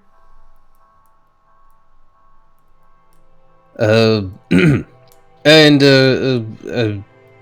perhaps it got a little bit lost in the sauce back there, but what is Shancy? Is she doing all right? Did she make it through the whole ordeal? Oh, Shancy, she's doing just fine. She got through the worst of it. She's not too beat up or anything. She's probably had better days. But yeah, she's doing all right. She was happy to hear that you hadn't forgotten about her and that we were there. And Yielding Heart, you think that they'll pull through all this? I mean, recover. There's a lot of them still left. They're short a few, of course. They're a resilient bunch. We ran into some of them outside of the monastery before we got there, and some of them got a real fire in them. that's good to hear. And there was that matter in front of all the diplomats and the political folk. That woman, Chalain, she asked about your prisoner, person in your charge. Now, there's going to be times that come, Rylan, when people under you're going to need to make decisions about them, and they won't always be easy. I know that we always seek a way of peace, Ryland, that we always seek to preserve life and prevent war and destruction and ward off the evil in the souls of men and elves and dwarves and all the other folk. But evil's a funny thing, Ryland. Has a way of sneaking in, unannounced. I just want to make sure that when the time comes, when you have to make decisions that are going to affect lives, and the evil creeps in there, and you don't wait, and you don't hesitate, because that's what evil feeds off of most, is when good folk stand by, hold their tongue. You understand what I'm saying? I think I understand what you're saying, Father. I'll keep it in mind. Things are only going to get harder from here, Ryland. I can sense it. There's something on the breeze. You might be faced with hard choices. Just be ready to make them. Personally, I think you might need to be wary of that Michi. She seemed a little enthusiastic about the possibilities, what might come through if that ghost light goes out. I just don't want to see her dim it herself for the sake of research. Now, what was coming out of that tide, what was coming through that portal, they were nasty. And you know what I'm capable of, and everyone else with me is more capable than I am. And we had issues beating it back. So I just want you to, make sure you keep an eye on that. They're a little too close to home. Well, I mean, you know that the peacekeepers, we have sway with royalty of Lunapor, our family and their kin. Go back a ways. I'm not sure that there's any strings we could pull inside of Bloom, but maybe I can suggest that some of our folk take a little walk over that way. I think that that may be good in the meantime, especially if Jobrin doesn't give her researchers access to the past. He seemed a little wary to do it.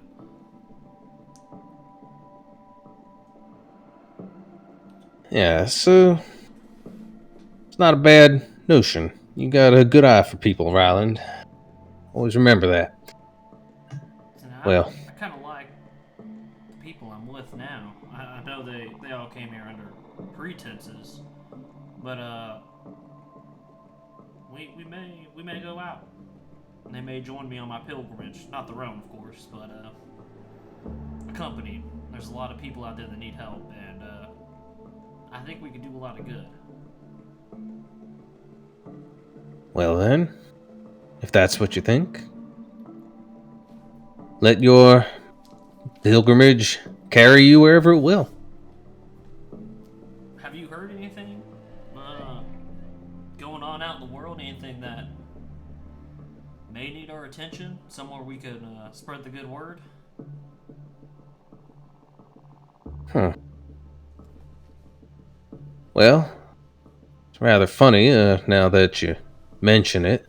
There was a message that came in just a couple days after you started out on your quest, shall we call it. But maybe it's something that's better discussed with a lot of you, especially if you intend to set your path along with theirs going forward. Okay, well, if you don't mind talking to us about it, I'd love to hear. I know Kat's looking for an adventure, looking for a little coin. I don't know if she's gonna get that everywhere we go, but I think it might be good for all of us.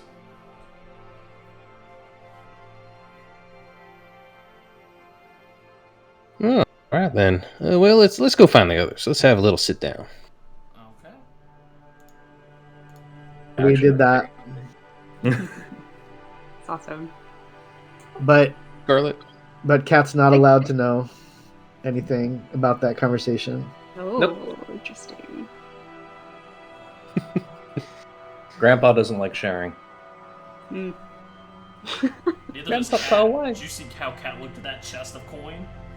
Oh my god. But by the way, folks, we were wondering how much money is in this chest, and since we didn't have an Anthony, we turned to Google, and I found dmsworkshop.com, which did an article in 2018 where they actually calculate how many gold coins would be in a chest that's filled to the brim.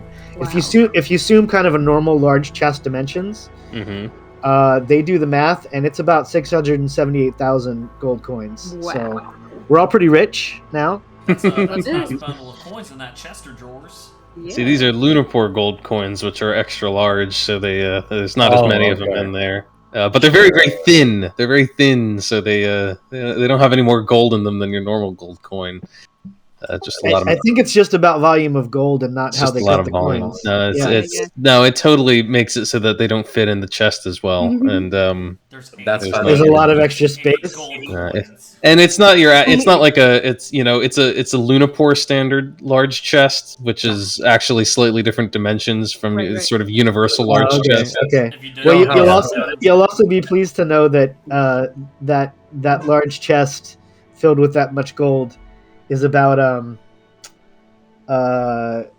6 imperial tons of weight, and it would take about 25 draft horses in D&D or about 10 elephants to carry it. So Cat just dragged that shit if you across the didn't notice, room. Lunapor, everyone carries a bag because the coins are like the size of personal pizzas. Kat, you've had time while the others were busy having private conversations to count every single coin between the I gold, did the important thing. between the Lunapor gold and the Four Winds platinum. Okay. There are 10,000 gold pieces there, 10,000 GP. or at least 10,000 gold pieces worth of value, Worth of value. split up between gold and platinum. All right, and how many people do we have? Technically 6. But you and Nat share your cut. Nope. I think that comes That's to not obvious. 12.5%, if I'm not mistaken. No, more. But less than 15%. 15%. 15, 30. No, because that's 90. 17.5%. Are you actually giving Naz a share, an equal share? Does that mean that you just get 2 shares of Yeah. Cat kind of gets two of everything. She gets like Max gets like 2 turns. He gets like two, Yeah, right. 2 shares of gold. That's good to Come on, man, double it down. We're just taking Okay. 2,000 each. She can take tell some of yours. My thought was actually that we might, through these adventures, kind of cycle around in terms of which of you is controlling a sidekick. So my thought was that going forward, Naz might return to the Ursa Legion with whatever wealth that Kat is providing, and help to, it's been too long since she's been gone. The others have probably mucked everything up, so she's got to go make sure everything's orderly. That's actually exactly what I was thinking. But that does mean there might be an opportunity for us to meet one of y'all's other friends. Cool, so 2,000 each. Got it. We're fun. That's a lot of diamonds, Mark. Okay, now that we're all Right. extremely wealthy, what is there to spend money on in Yan? Can we commission like magic items or something? Like, what can we do with this stuff? You can commission magic items for sure. If you were to head to, let's say you leave the monastery behind for a little bit, which I think we established is right on the border of Lunapor, right? Yeah, I figured it was kind of like right at that rivers where it meets at the north end of Gan and Salit. Yeah. Sure. Yeah. Well, that would put the temple, in spite of its incredibly peaceful forested surroundings, not terribly far away from the major city, the capital of Lunapor, which is Daresh, and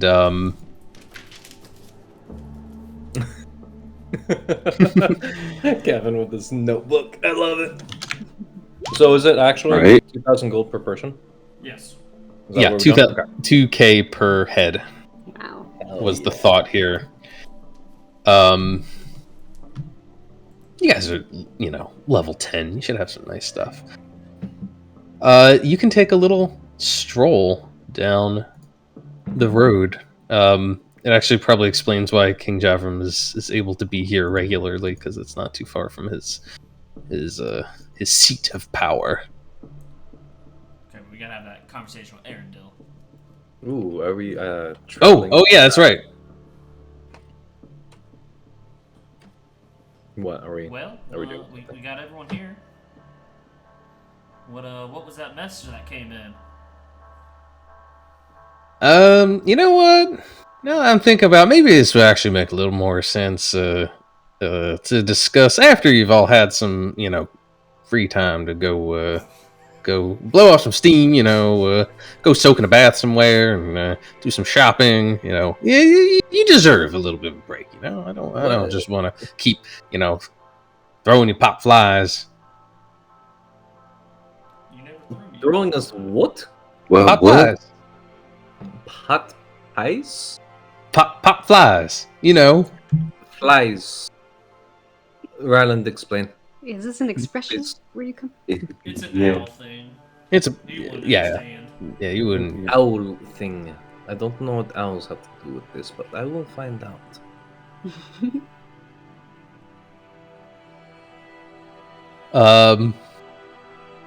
Yeah, you can take Overwatch League.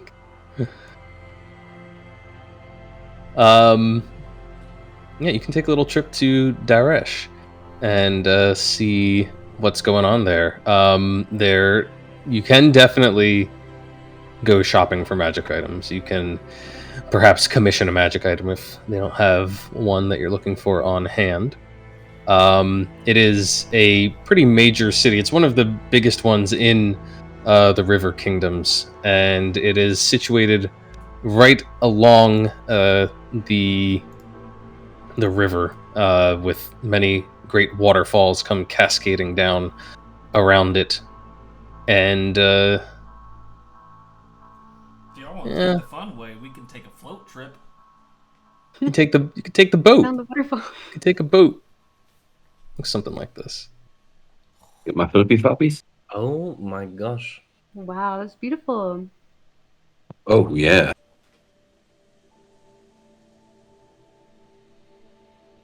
Oh wow.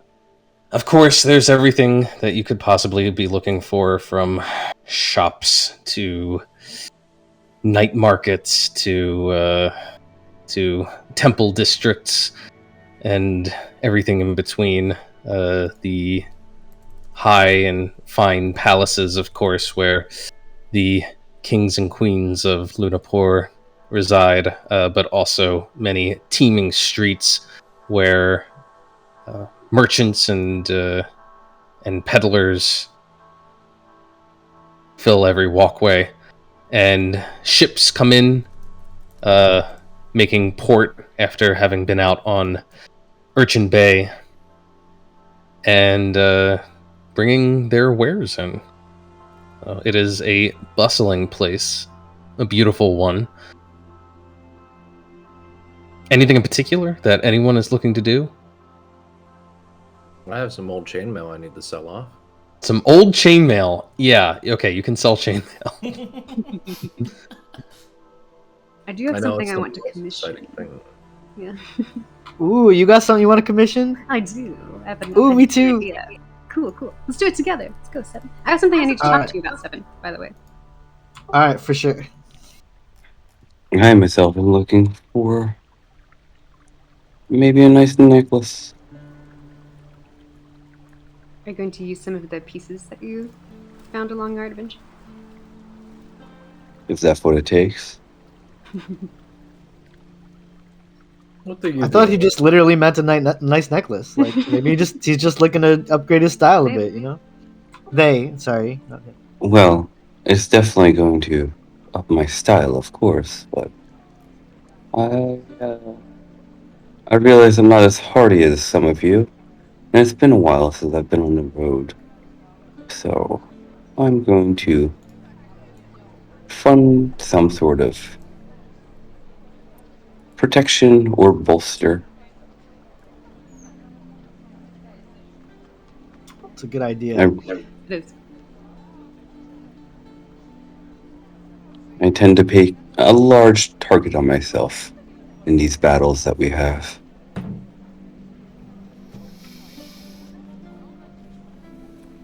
Yeah, well, Seven is definitely interested in finding a good selection of baked goods to snack on, and also finding what is the nicest establishment that deals in magical and mystical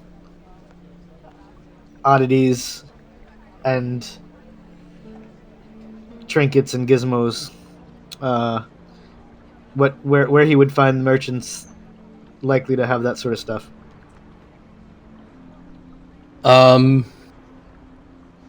Yeah, there's definitely, I mean, there's a whole sort of merchant's quarter. It's not far from the docks where strange and foreign objects can be unloaded, brought in from distant lands. And there's for sure a let's call it a magical emporium. I am probably following wouldn't go there. Seven. I need See, now everybody wants to go. Yeah? That's how it always is. Yeah, no, there's actually several magical shops that specialize in different things. There's some of them that are all about ingredients and reagents for alchemy and spell components. There's others that are all about arms and armor. There's probably a forger there who is specifically not actually making the weapons and armor, but is inscribing glyphs into them to give them magical protection or keener edges and so on and so forth. Ooh, use some magic armor. So, what are you looking for? I heard Safine saying they're looking for a particular necklace. I think I know what they're talking about. Yeah, the what's it called? Amulet of Health. The Constitution bolstering one. That's a good one. That's a great one. If it's even priced within my means. It's a constant. What the hell is it? I'm sorry. Amulet You just said it and I wasn't listening. Amulet of Health. Okay, Amulet of Health. Okay, yeah. That's uncommon, right? No, I think it's blue. Is it rare? It's rare. It's rare. Okay. Not planning to get any magic items, but if we find a magic shop, I would definitely be interested. Take a peek around, just see what they got. I'm a window shopper. You're a window shopper. Well, this particular shop has some big windows, and it's exactly the sort of thing that would catch Safine's eye. There are displays which glint and gleam with jewelry and fine-looking attire, staffs and staves, wands, all out on display, carefully protected by abjuration magic, of course. Magic item shop is not going to go unprotected. And as you step through the doors, you can hear the little wheezoo, wheezoo of the abjuration magic that's like scanning over you as you enter. But yeah, you are approached by, let's say, a gnome. Why not? We haven't gotten too many of the non-human races so far, or elves, or whatever, near elves, half elves, 3/4 elves. Yeah, little gnome with some brightly colored purple hair comes up, introduces themselves as Orzrek, and Orzrek is a purveyor of the very finest and magically imbued attire, clothing, jewelry, accessories, and the like. You seem like a discerning sort of fellow. What is it that I can do for you? Well, step one, it's been a while, but would you mind and indulge me? And I greet him in Gnomish. Indulging is all we do here. Oh! And just continue talking, but it's been a while since I've been able to practice this tongue, and it's nice to be able to do so again. A fellow speaker of the first tongue. I have not heard it in many years of living here. Well, if you want things created, the gnomes are the best to go to, so why not learn their language to be able to talk to them? And we've got great pizzazz, too, for that matter. Yes, you have a flair like no others. Sometimes those flares burn down buildings, but it's hilarious. I love it. Hey, all in the search of greatness, right? I myself have come here because as I adventure with my compatriots, I've noticed that I don't fare as well as some of them, and maybe I've been behind my walls for too long, and my constitution has not been what it was. And I'm looking for a way to maybe bolster my own health and strengthen myself on the battlefield that we find ourselves on. Yes, I think I understand exactly what you're looking for. And let me see. He goes back behind a glass case, and the case seems to glow with its own light, and every single piece of jewelry in there shines as if in sparkling daylight. He sorts through. No, that's just the one. And not too gaudy either. Sometimes you get your hands on these and they're just overdone. But this one, it's subtle, understated. I think it's just right. The gaudy can be so wonderful, but I can use it as a focus piece and be as gaudy as I want with the clothing around it, so it doesn't clash. You understand. Accessorize. Yes, let's see. And he produces for you, indeed, an amulet of health. And what would this run in your fair shop? Let's see. Well, such a thing. This one is a little lacking in terms of the accoutrement, but it is. Where's my magic item pricing?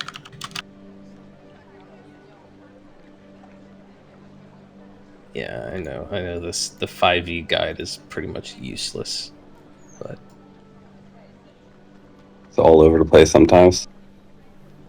yeah.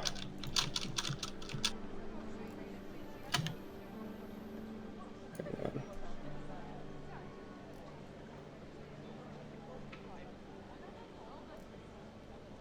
There it is. Yeah, that's about right. Let's say this one is a little on the plainer side, so I'd be willing to let it go for about 1,200 gold pieces. That sounds quite reasonable. I was also in the market.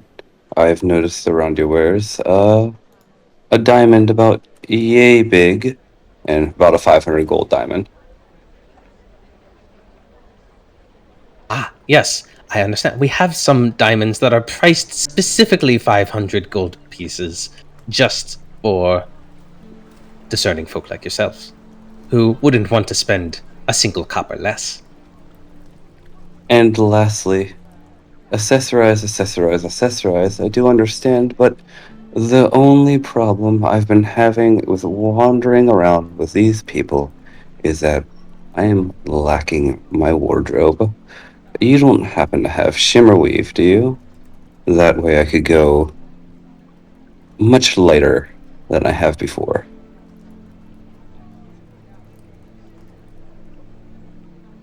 Shimmer weave.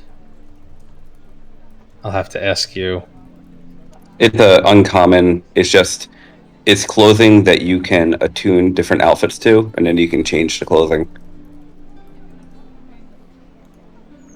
Is it It's an shimmer weave. shift weave? Maybe shift weave.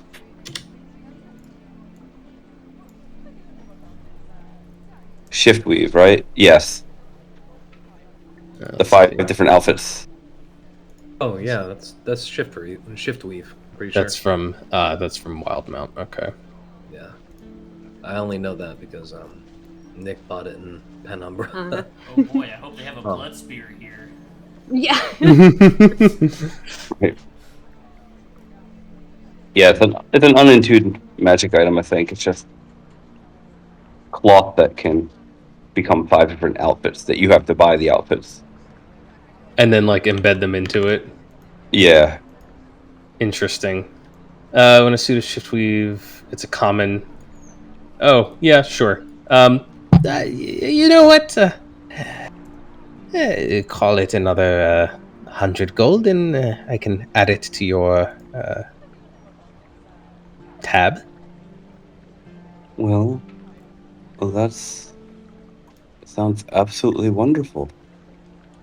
In another time, I don't think I need any now, but I think in the future, like spell scrolls, like actually scrolls that can be used, might be something Sabine might be interested in. And I know that's also a very wonky pricing scheme as well. I'm not looking for them today, but Okay. maybe in the future. Sure. You know what?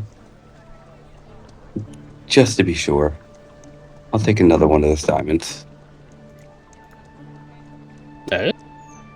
Big spender. Yep. All right, so if I understand correctly, you are walking out of that shop with 2,300 worth of goodies? No. Yes, 2,300. Okay. Wait, was that the magic shop?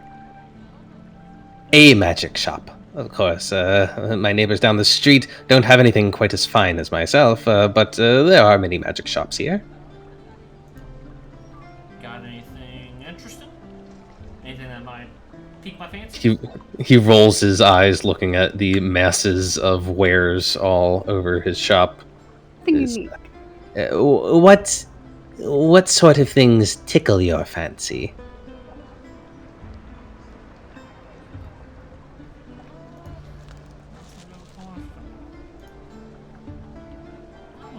I wasn't looking for anything in particular. I was just, in case you had anything, recently come in that you may not typically get in, and you may just thought was especially interested in. I'm not much of, a frontline fighter, kind of like Safine over here. Yes. I know your kind well. I'm walking into a place. Oh, just show me whatever you have. Well, there's a lot of things here. Why don't you browse the catalog? Got a catalog. Turn the catalog. The catalog. Actually, Mister, I can't read. Can you read? I can't read. I'm just kidding.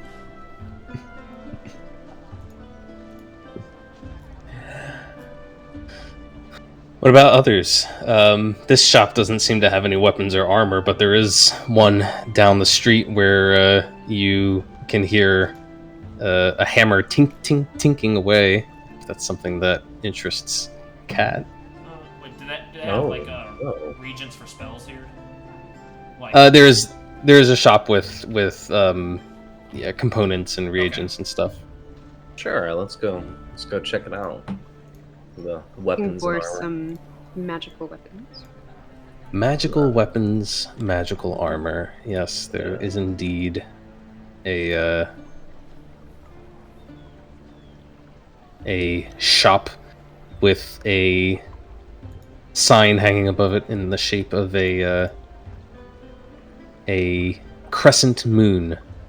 And if you step inside, you will see that there is an elderly-looking dragonborn who is hunched over a fine piece of steel, very carefully working with hammer and tools to engrave it along its edge. She looks up from her work and says, Is there anything I can do for you today? You want to go first, Ketchup? No, you go first. Oh? No, anyway, my bad. I am still wondering what I am looking for. I was thinking about having something made. I don't know if you might have something like it already. I'm looking for brass knuckle type of things. Brass knuckles. Yeah.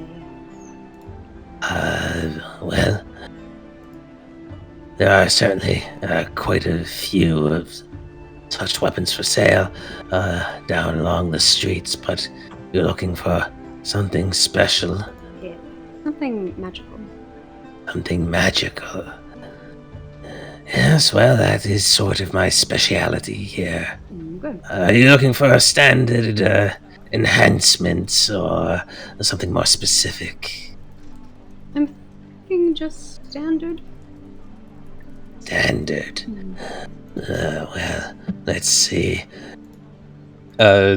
she will put down the blade, get up, and go to a wall with all manner of weapons mounted there. And she picks off a couple of pieces. One of them are these sort of brilliantly bright, silverish looking knuckles. They're actually very lean, or not lean, but slim and elegant looking. They almost look like they could be jewelry. She says, "Here, see, this rune marks greater accuracy with each thrust of your fists, and this one ensures that when you connect, you'll hit even harder, probably knock a few teeth out." That's exactly what I'm looking for. Nice. Classic +1 gets them every time. Oh, yeah. I do also have some more enhanced runes.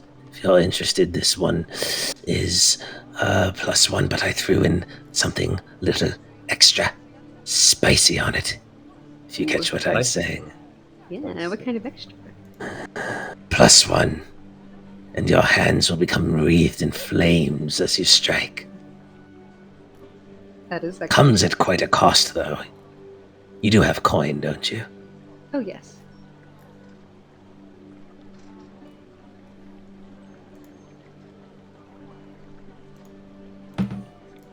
Hang on while I look up the flaming property. Well, while she's looking things up, you lean over to Kat and be like, Kat, are you good at, like, talking people down? What? I'm sorry. What's going on? You know, She means negotiation. Oh, hello, Stefan. Sure. Yes. Slightly. And she leans over. She's like, I just kind of pretend I don't speak common all too well, and then they usually leave me alone. Maybe I should do that too. Yeah.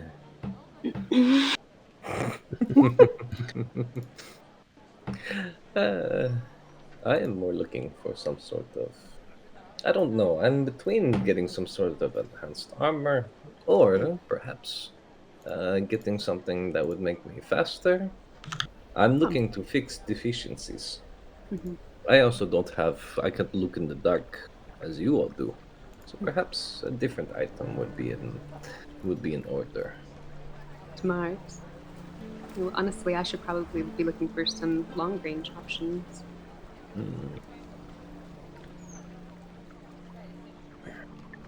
The weapon. Martial weapon. There we go.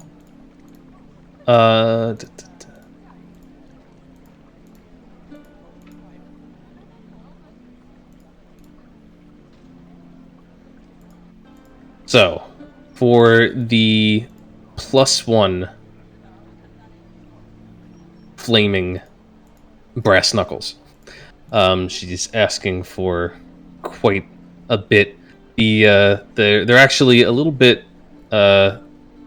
fancier than just what she's describing here, because the knuckles actually are intended to pair with other weapons. And so they don't confer their +1 quality if you're wielding another weapon, but they do confer their flaming quality to other weapons you're wielding. So for that, she is charging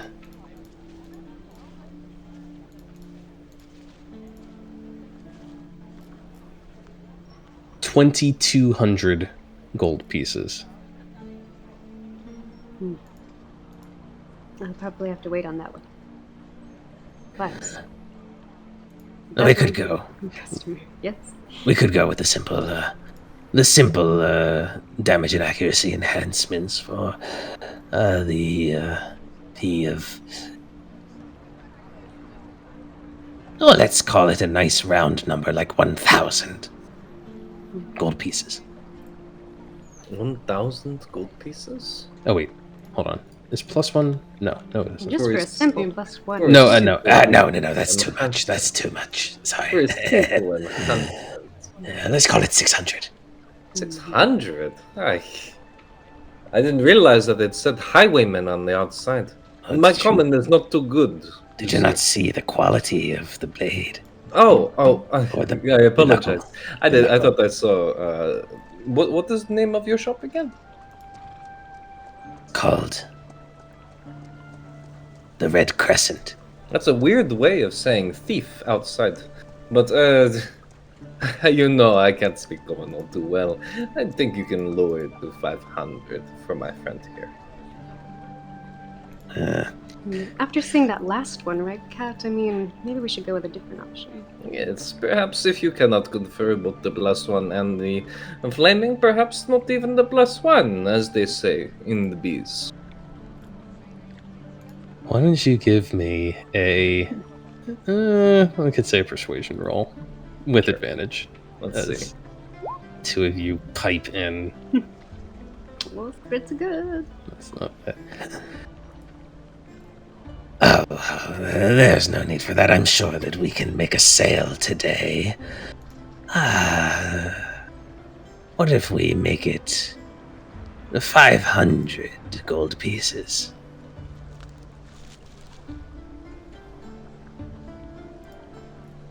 That we can do that. It is up to you, anyway. You have a deal.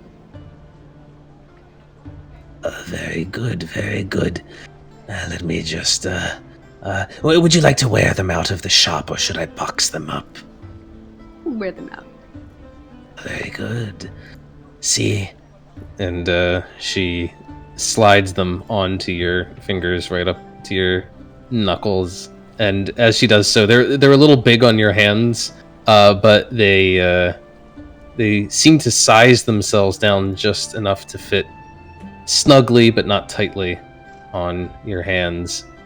And she says, A little extra that I throw onto all of my gear. Should always have a perfect fit.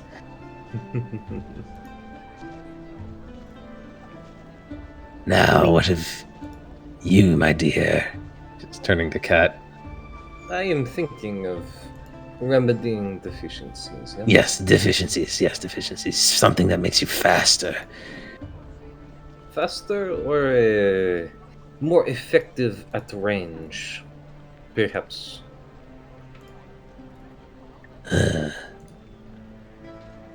Perhaps some sort of weapon.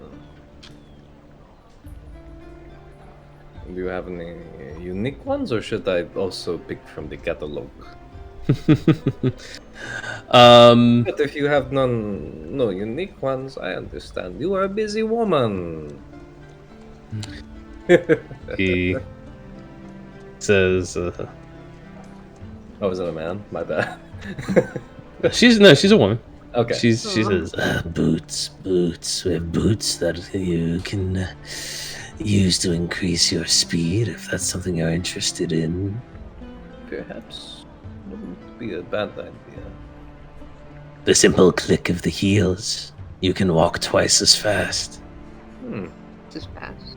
Click of the heels, that would be a bonus action or a react. Right. Or perhaps a free action. Well, you can do it with your hands free, so that's a bonus. What? My friend, you are making no sense. You don't need your hands to click the heels of your boots together, so that's a bonus. I think I am picking up what you are putting down. Wink. Yeah. How much for that particular piece of equipment? Although it will only last for 10 minutes a day. Just something to keep in mind. Once per day? 10 minutes a day, total. You can activate it in increments. Increments, yes. Yes. That's not bad. How much? Now that sounds like something that's more appropriate to ask. What the... what creature did you Animals bring walking with by. you? Naz is very hungry. Sorry about that. That was my stomach. And then when you were just talking about sweets or whatever. Some strange beast outside the door. Hey, Naz is not a beast. I'm going to need a discount because of that. Oh, well, discount. Let's see. Let's go for... let's see, I think I can let these go for... 1,300 gold pieces. 1,300? 1,300 seems a Hey, fair price. oh. You can walk twice as fast with Hey, them. Twice as fast. 1,300, 10 minutes? 10 minutes. What is this? Do you know how much ground you can cover in 10 minutes? What is this? Do the math. This Or if is you cover about, if you're running and you cover about 60 feet every 6 absolutely seconds. not. 600 feet in a minute. This is Additional. no. 1,200 feet in a minute. 1,200 feet in a minute. You are Well, you insane. can- 1,200 in the feet. You north- can run miles in that time. Didn't we Hey. see boots in the North Cap that could run like 20,000 feet a minute? 20,000. Are you hearing this? what is this North Cat? What are you speaking of? I don't even know what she's talking about. I don't even speak common. What is this? Where am I? Cat, shut up, shut. Yeah, Oh, forget it. We've seen Where am I? Well, Apparently, I'm in the thieves' den because I'm being stolen from. what Yes? is it that you think these boots are worth? 1,000. You want to get boots for 1,000 gold pieces? You can go out to the 1,000. shop, go down the street, and you can get some boots for 1,000 gold pieces. Oh, they'll make you run fast. They'll make you run so fast you'll run straight into a cliff. And with a splat in the wall. No. Oh, yes. This is Are you controlled saying? magic. Controlled This is- magic. oh. Controlled okay. magic that's worth 1,200 gold pieces. 1,200 gold pieces. Now we are getting somewhere. How about we meet in the middle? 1,100? Give me a persuasion roll. Let's see. Nope, I'm taking my business elsewhere. I am leaving the building. 1,200 is as low as I can go, I'm afraid. I'm sure that I'll have some other person come in through the door with an interest to run faster. It's a common request, very common request. Shit, guys, like out of character. I'm like, I don't know if I want to spend that much on just getting that much Would you rather more. armor? Oh man, What I'd do you rather mean, be what able a- to see in combat. Goggles of because I don't night. have. Yeah, you'll have to go down the shop to that Ponzi gnome. Oh, Ponzi, no! In the racist too. I'm leaving. I am out of here. Goodbye, ma'am. And she just walks out the door. I'll pick it up in a bit. So, I hear you're looking for goggles of night. The gnome sticking his head out of the shop. Hey, you would not believe. Oh, Nom, right. Okay, hi. Thankfully, I get to speak a civilized fucking language. She says in Gnomish. Does everybody speak the first tongue amongst your number? Does anybody else speak the first tongue in my party? In this little group? I have no. What's a first Oh, tongue? Safine is not in there, but that's who they're referring to. There was just a person who was in here a few minutes ago who was speaking the first. I haven't had the opportunity to speak the first tongue in many years, and now twice in one day. What a treat! Puts me in such a good mood. Goggles of night. Yes, see, let's right I don't here. know what those are, but okay. They let you see in the night. It's pretty straightforward. How much? It's kind of right on the tin. The other one tried to basically steal from me. Yes. This is ridiculous. Yeah. And two times, 400 gold pieces. 400. 400. About 350. I'm a reasonable fellow. Persuasion roll.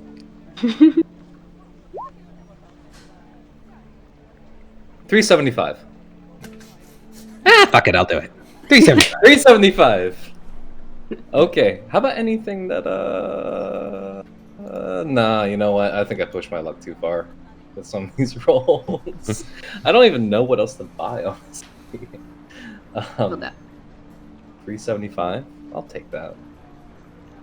I don't know. Health potions? Yeah, for real. Oh, those are for nerds, though. We have sleep and second winds for those.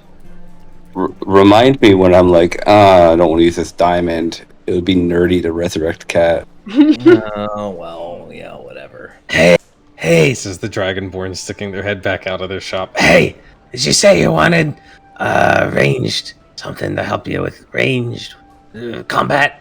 Oh, I'm sorry. Were you trying to steal from me again? We should trust. I was kidding. I'm trying to make an offer here. You don't have to. Oh, fine. What would you like? How can I help you? We're turning this around on you this time. Make sure I've got this right. Yeah, she's going to take you into her shop and offer you a javelin. The javelin has a rather jagged-looking hooked head, though. Looks a little top-heavy, little unbalanced. Says, no. Balance. You're looking at this all wrong.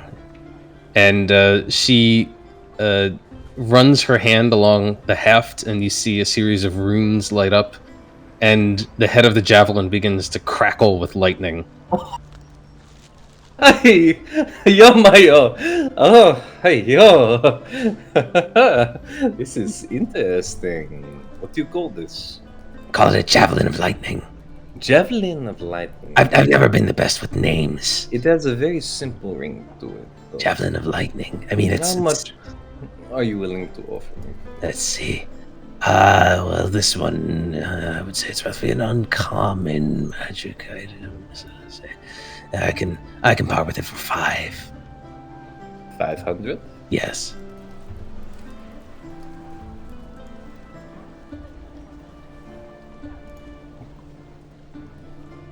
She's thinking about it. She's trying to use space to negotiate. This is very good work. However, I am just a little tight on some budget, yes?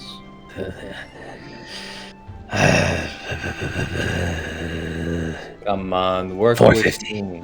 450? 450. I feel like we're almost there. I won't even make you beg. I feel like we're almost there. 425. There we go! Yeah, Mayo, you have yourself a deal, my friend. 425. Thank you. I appreciate you. You want to wear it out of the shop, or should I box it up for you? I'll take it out of the shop, my friend. And I have some mundane chainmail. And crossbow. You want a crossbow? Sure. Why not? Okay. You know how much are you willing to give me for this? I'll give you half of whatever they're listed for in the catalog down the street. At the at the mundane weapons shop. At the mundane weapons shop. Oh, you are trying to cheat me again, my friend. I'm not. It's a used crossbow, and it's mundane. It's not that exciting. For in the interest of keeping everyone's time. Okay. How is a half 75. heavy crossbow? 75, you said? 75%? No, 50%. What kind of crossbow is it? It is a heavy. I'll give you 25 gold pieces. 25? Take it or leave it. Okay. You convinced me. I don't know why I didn't just throw this in with the haggling before. It's fine. And then, let's see. We have the chainmail. It has same story. Same story. Come on. I'm not interested in negotiating. I'll give you 37.5 gold pieces for it. 37.5? 37 gold, 5 silver. You are a expert negotiator, and might I say, a gorgeous woman. Goodbye. I know half of 75 when I see it. Pleasure doing business with you. Ta-ta. Wait, is that actually half of 70? Yes, it is. Already took it. Already walking down the street. Bye-bye. All right. Don't leave yet. I got stuff I might want to buy here. Depends. Oh, what do you want? What do you want? Oh, I'm finding a tavern. Maybe I'll bring us all drinks. Don't worry. Some pretty good stuff in there. Oh, yes, of course. You don't happen to speak the first tongue, do you? No. Nah, that's a shame. I was gonna give the third first tongue speaker came in here at a discount. But, pity. What can I help you find? So finally came to my recollection on what I might like to find. Did you peruse the catalog? I did. But like I said, I'm a really bad reader, so may or may not be in there. Anyways, I was just really hoping.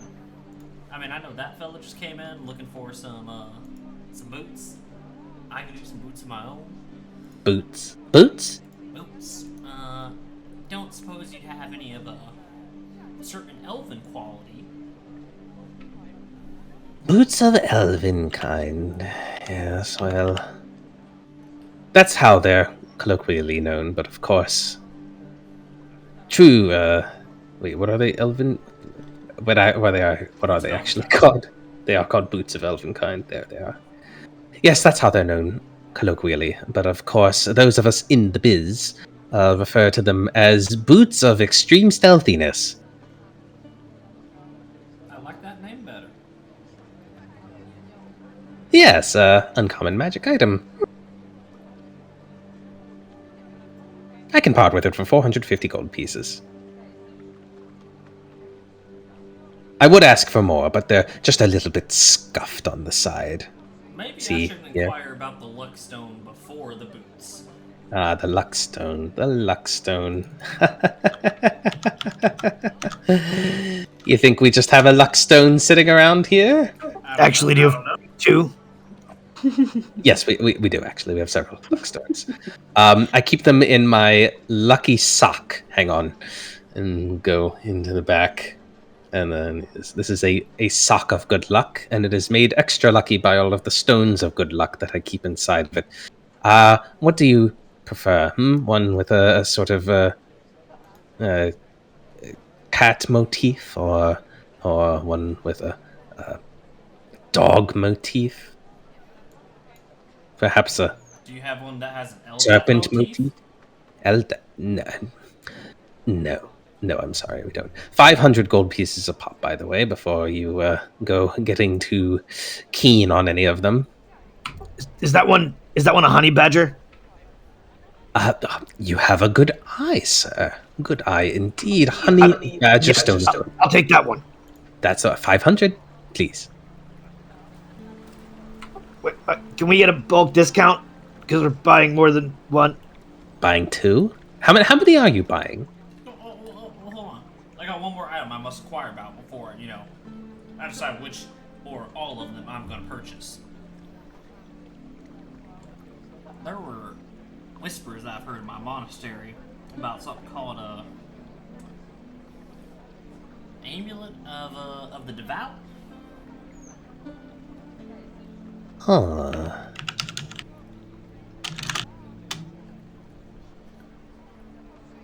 Ah, yes. One of those. Ordinarily, I would send you down to the temple district, but it just so happens that I had a trade-in a couple of days ago. I do have to warn you that it's not Eldath. I can paint it. That won't take away from any of the magical construments of it, will it? I imagine it works as effectively for one deity as another. Let's see here. Also 500 all around. I'm in a 500 mood right now. I'll really have to come up with a better pricing scheme going forward. You can get him down. Get them down. I believe in you. Well, let's... Think about how much you have to spend on paint. It's not that big of a name, Cat. Listen, I'm no ho-duck swindler. I pay a fair price. Would you say... Is that fair? Would you be willing to knock if I buy all three? The boots, the stone, and the amulet. Would you be willing to come down 50 gold on each total? 50 gold on each. I whisper over to to Ryland. I'm like, can you actually attune all three?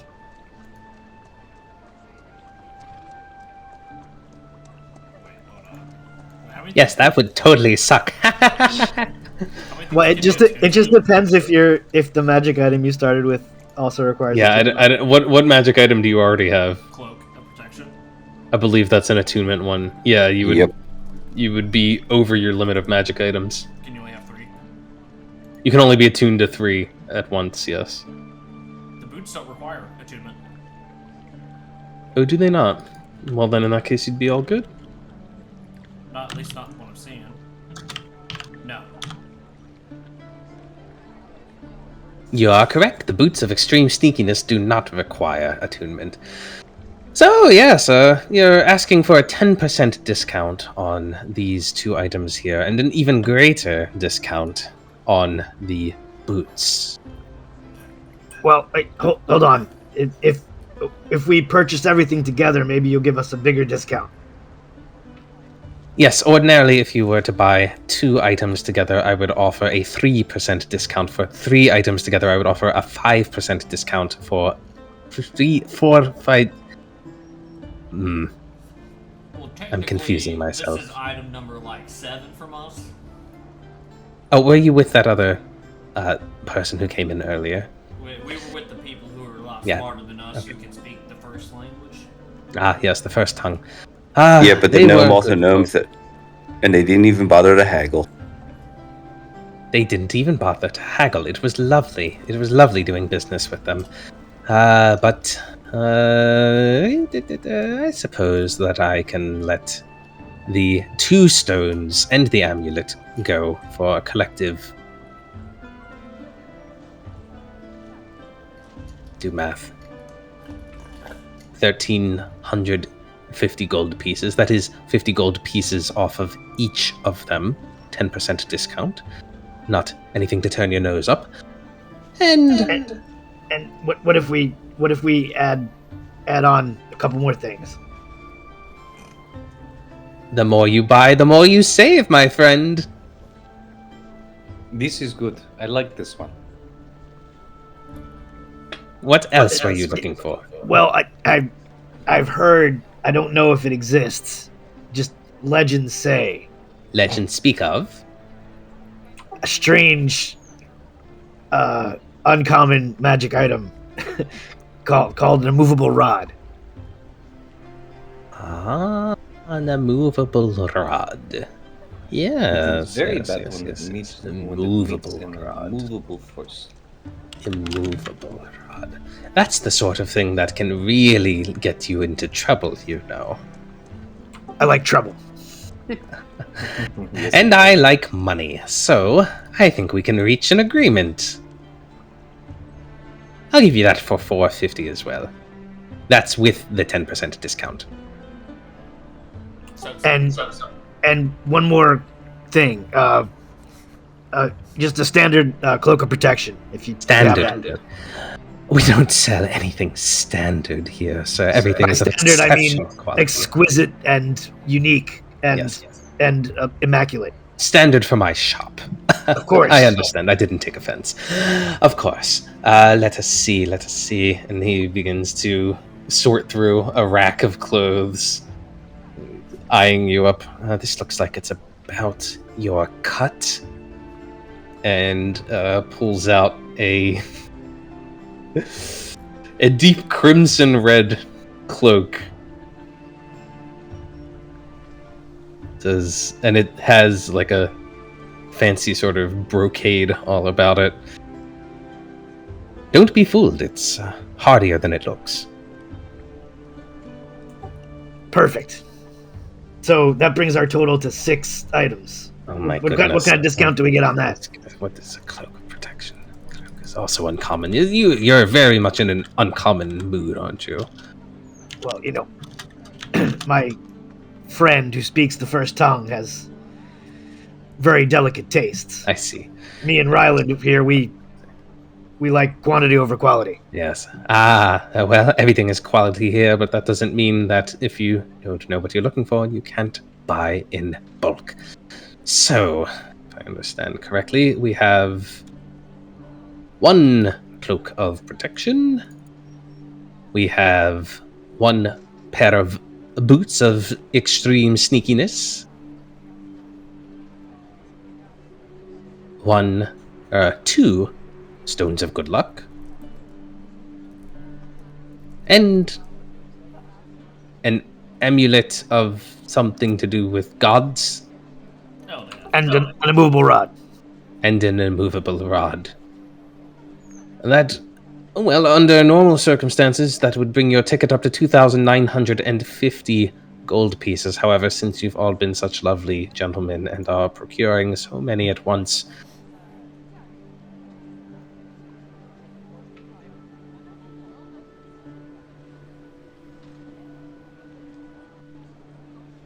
I'd be willing to take off.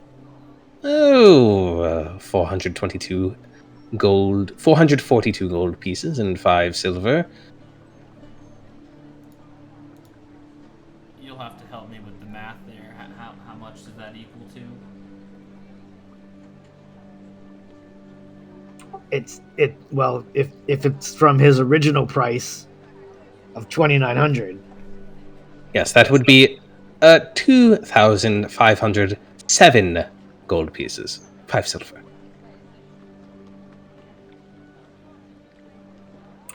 What do you think, Ryland? I would rather just call it an even 2,510 for simplicity's sake. Oh, very good then. That Did just you comes go to up in price, Ryland? An honest fellow likes to do simple math. I appreciate You it. went up in price? Ryland, son, you're doing it backwards. It comes to an easy 12.55 each. For who? What? Cat, Nimue, what you don't understand is that Ryland is actually a very wise man. He knows that if you treat a merchant well, and when you come back, you'll get preferential treatment for the best quality goods. He reserves them for his best customers, no doubt. Yes, It's true. I shan't forget your face.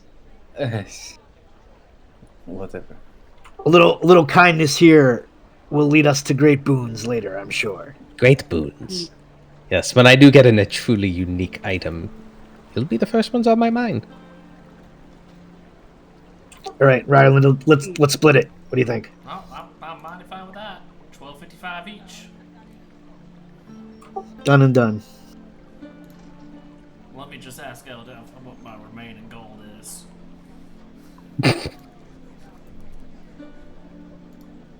Eldath in heaven, can you do simple math for me? Basic subtraction.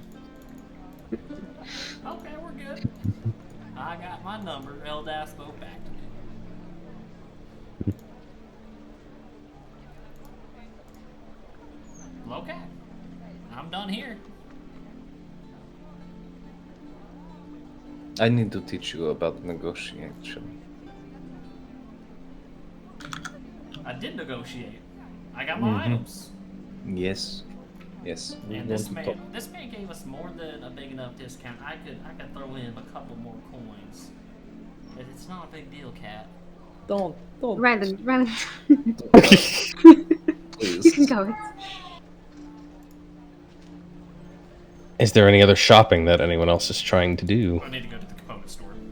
You need to go to the easy. component store. Okay, what sort of components do you need? Holy water. That's it, just holy water? Yep.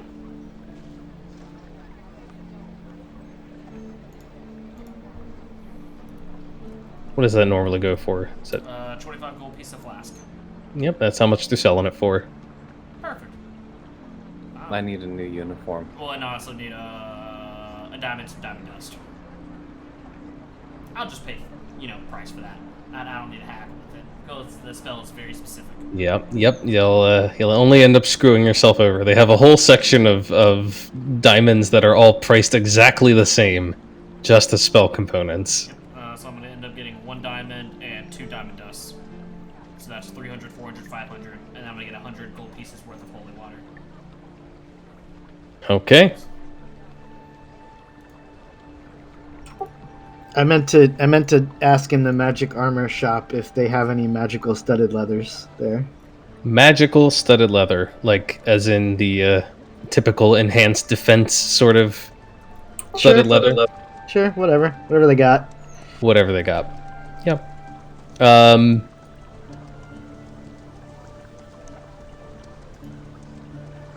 I don't have an encyclopedic knowledge of all the magic items in D&D, so I can't just whip out, oh yeah, they've got one of these. I mean, if they just have like a, +1 or +2 or something like that, like whatever they got is fine. Yeah. They've got +1 and +2, but there's a significant price difference between them.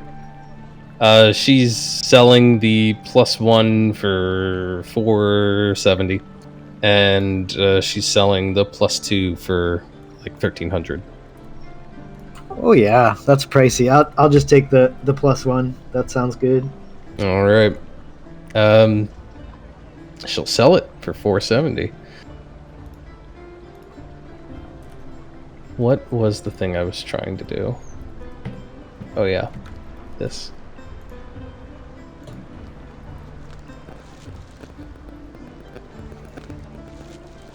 All right. Anything else that the PCs are eager to get their mitts on? Cat really needs a new uniform. Really Oh, needs. it does. Well, isn't yours being Because she's- repaired at the seamstress shop? Yeah, but I want another one. Yes, but I want another one. I was thinking I should probably hook myself up with a cloak of protection too. Okay. Yeah, those are available. The cloak, I think she offered it. 7s was 5. That's what she's doing as her base price. 5's good. Alrighty. You have cloaks for 5? Yeah. Cloak of protection +1, 500. It is an uncommon. I can magic afford item, that. right? Can I just say retract? You want to add that to your build? Can I- Sure. Yeah, retroactively. Retroactively apply. All right.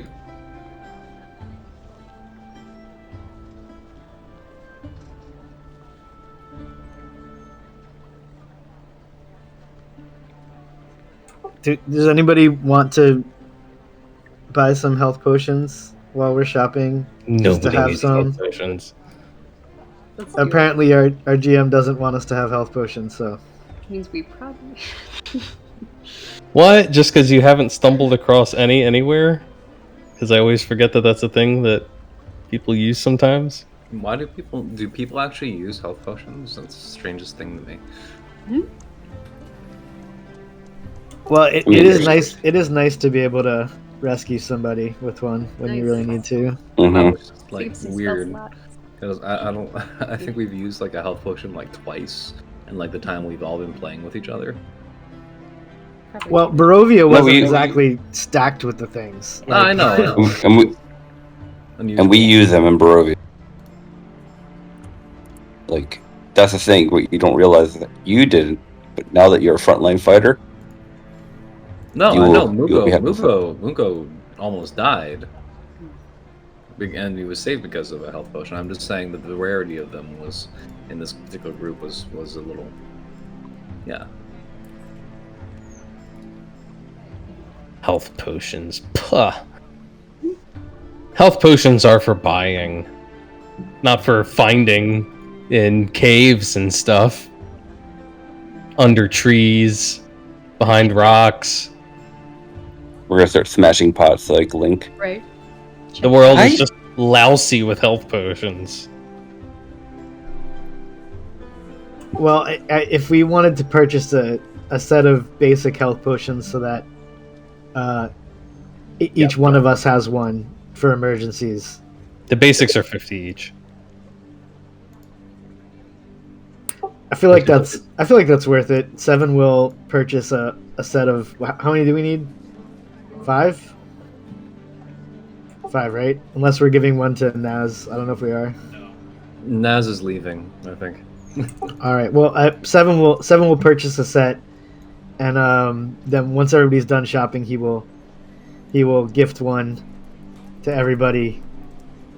Pat him on the back and say, "Keep a friend alive, save a life."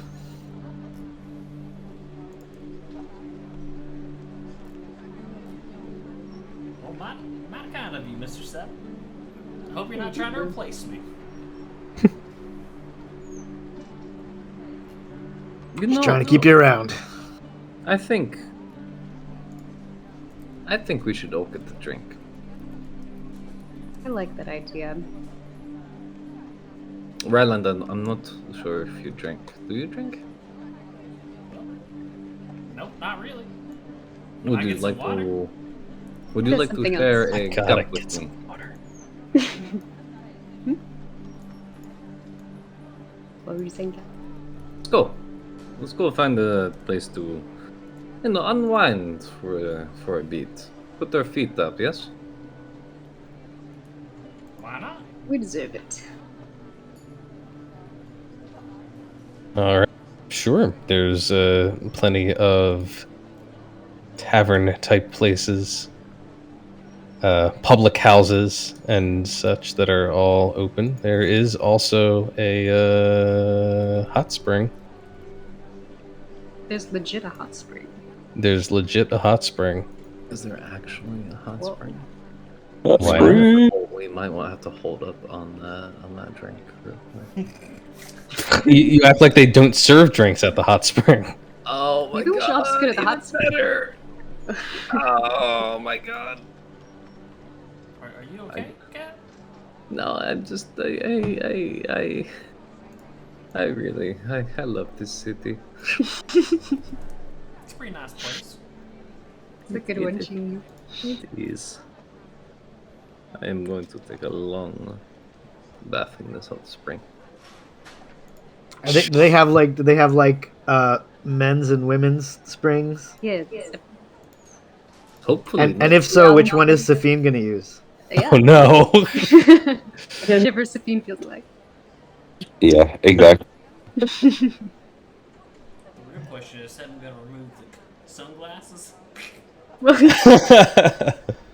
the seven Yeah. use like hot springs. Yeah, why the hell not? I'm just asking. I'm not sure what Seven does in his personal time. I don't bathe.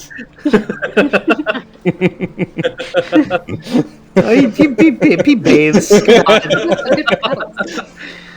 He's not gross. He's just gruff. Not brush rot. Yeah. Yeah, he's happy to use the hot springs for sure, and he does take the sunglasses off for that. Yeah. And Cat is happy to sneak a peek.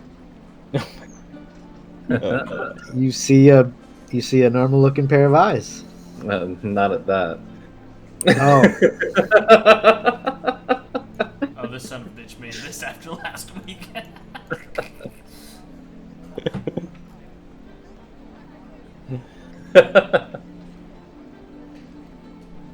it's just he pulls the sunglasses off, and there's more sunglasses. Underneath. Okay, Kakashi. Oh god, where's the GIF? There's a GIF somewhere for that. I got it in reverse. Yeah. I tried looking up dark sunglasses at night to sound. Oh wow, there's even a map. This is awesome. I can't see. You gotta scroll to the bottom. It's all black. Should have bought that. No, it's not. For me. Cat has vision.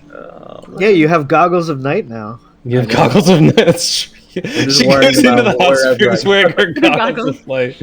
She thinks that it's Only- X-ray vision, so she could look through and see these seven fast. Wow. Oh wow.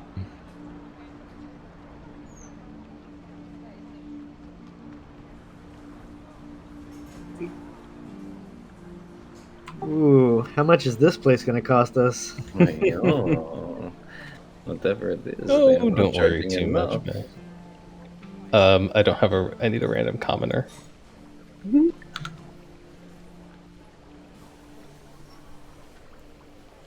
I need a commoner who doesn't look like they are suffering existential horror from living in Barovia forever. I'm following Seven. I'm gonna pay whatever it is anyway.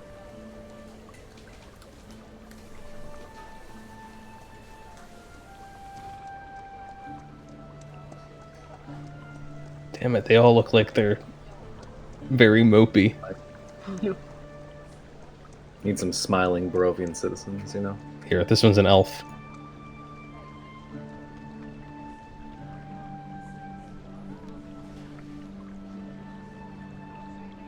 Welcome to the famed Daresh Hot Springs. Can I guide you to the men's and women's sides? Gentlemen, follow me.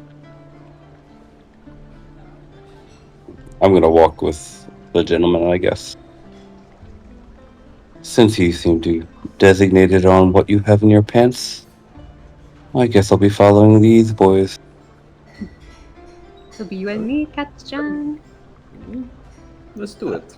You can cleanse yourself in the bath room there, and once you are ready for the hot springs, just proceed through the doors, and the springs await you. And she'll do the same for the ladies. Over this way. There are baths to clean yourselves before entering the springs, and then just proceed through the curtains to the north.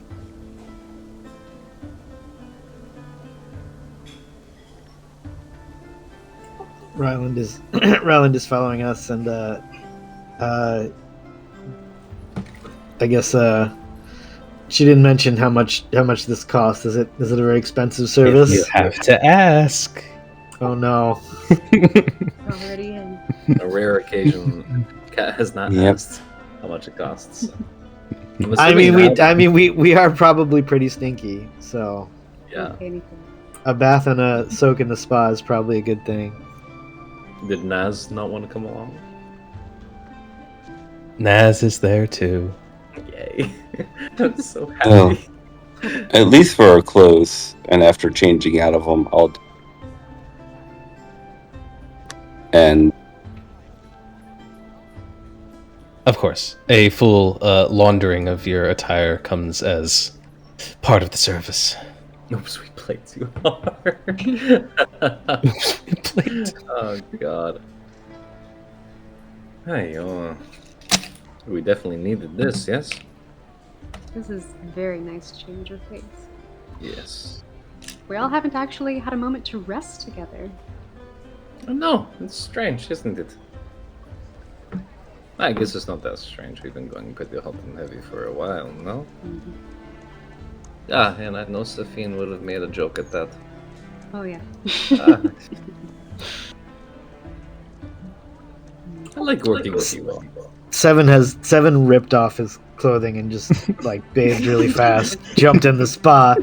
You guys are hearing moaning. Oh god! What's This feels so happening good. Cat whips around. Right.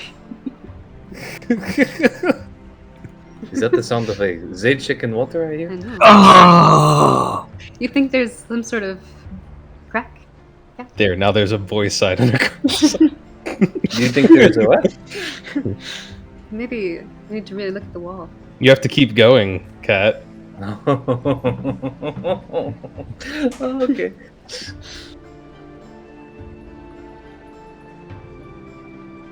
Oh! Okay. Oh my gosh, this is huge. You're not to. Hey, Ugh, I imagine this is what cuddling feels like. Oh, Zaychik! Are you enjoying yourself? Oh! I think he's having fun. This is fun.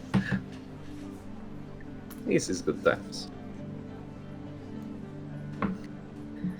Hey, Kat, why don't you give me a perception check? let's go ahead.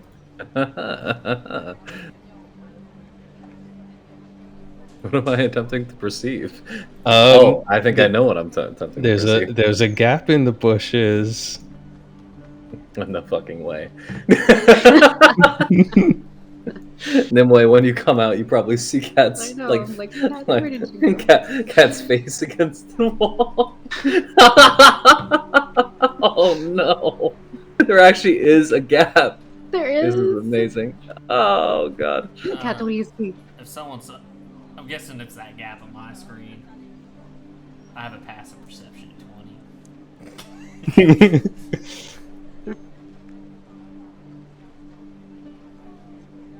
Oh my god. You can grind to meat share. on those. I'm up to 11 passive. Seven has literally submerged himself in the water. You just see a patch of white hair and some bubbles.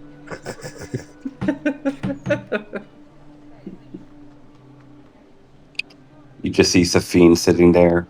Don't forget, they have like surface piercings through the pec. Oh my gosh. It's going to be, I guess, a lot, very shiny. And I guess, would Ryland actually partake? Would he declothe completely? Oh yeah. Oh, true. Part of that Out of curiosity. Who's the hottest of the party? Obvious question. I mean, It's got to be Nimue. I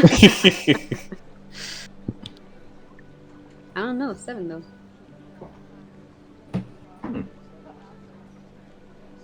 Safine, how do you keep your blood in with all those holes in you? I mean, you just let them heal over time? I've had these piercings for quite some time. I mean, if you turn and twist them, maybe they'll start bleeding. Give a coy smile. Don't bleed in the pool though. That's gross. Please don't. I think I think I bought a defective Luckstone. It is not working. If he's bleeding in the pool. Do you get them just for fun, or they each signify something? Like how do you No, get they're just pleasurable. Decoration. You know, you only have 10 fingers, 10 toes, and 1 neck and a head. After a while, you just run out of places to put gold and gems. I don't understand that problem. I don't know. You might actually really like the sensation of metal piercing your flesh. I've had that. It sucks.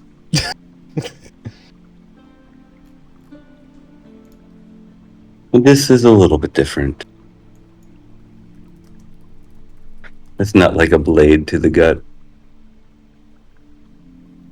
That does feel unique. Nimue's got tattoos, I think.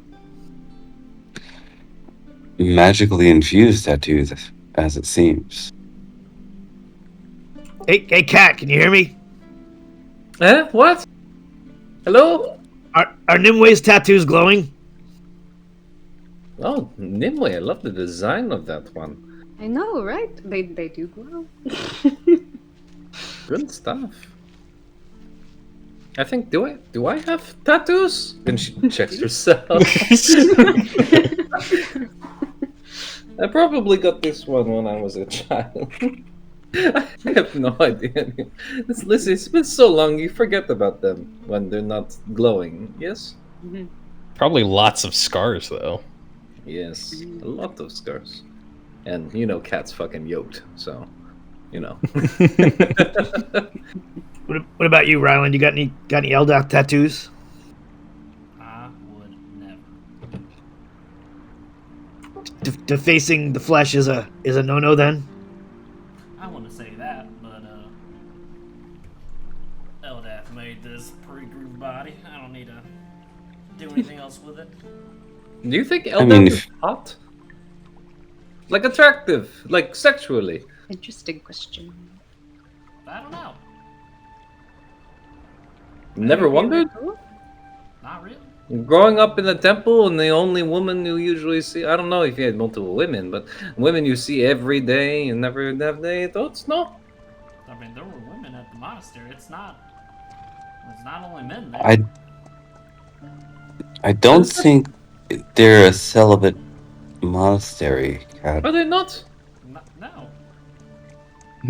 How do you think I'm alive?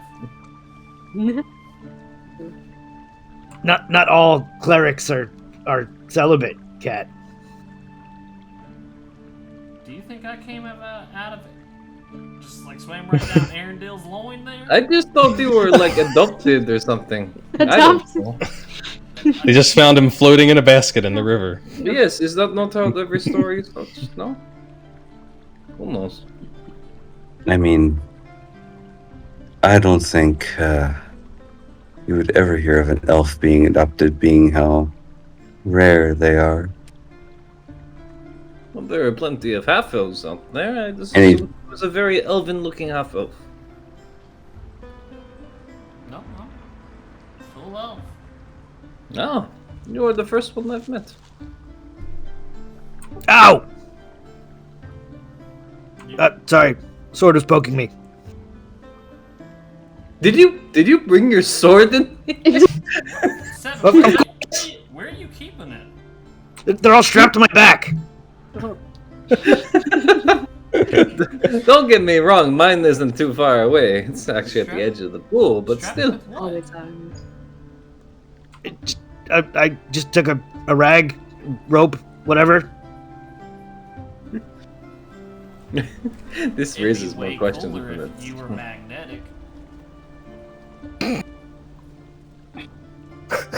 Would that be cool? What? Would be cool. What does that even mean? You've never seen one rock stick to another rock? So stupid. That's so stupid. Oh, I should have asked for that at the magic shop. If I could be magnetic, that'd be awesome. That is stupid. I mean, You're stupid. you could Stop probably being line- stupid. You could probably You line your speak cloak to with, other, metal materials. It goes with the rifle mood. rocks. I love it. That's great. I'd like to be more attractive to metal objects. Hematite bracelets. Anyway, maybe I should keep my sword away from Zacic for a while. You might not be able to if he's magnetic. Yeah, it That's might what draw I'm to you. saying. I don't know if I want to. Hey, yo. You'd be very close. Keep your sword far away from me, cat. Again with this. Hey, This is oh, supposed to be the quiet sword and is peaceful. alive. Ha ha ha. Y'all stay on your side, along with your voices. We'll stay on our side. You're distracting my peace. Anyway, I feel like this should be reversed, but it's really not, is it? Hmm. I will see Seven's ass. I swear to you. Eventually. Ow! Sorry. If you look into our side at this point, I'm floating. Just in the pool. Cat looks away. Not interested in that, thanks. No, not that one. No, Not that. this way. Yes. Whatever. I give up. Well, it is a positively splendid time relaxing in the hot springs. There is tea service as well, of course, as alcohol service for those of you who choose to imbibe. The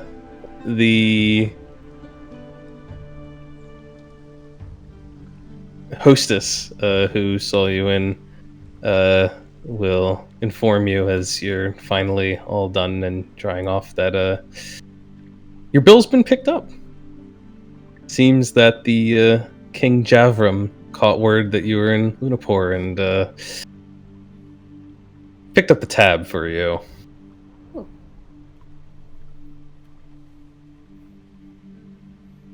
Could be considered bribing of an Athenium official. Zacic, I don't think we should focus on that. No. Just this once, I'll let it go. But as you leave behind the hot springs and the sights of Daresh, I wanted to show you real quick some of the other sights you might see around the city, just because I didn't drag you around while you were shopping. But the market district kind of looks something like this. Ooh.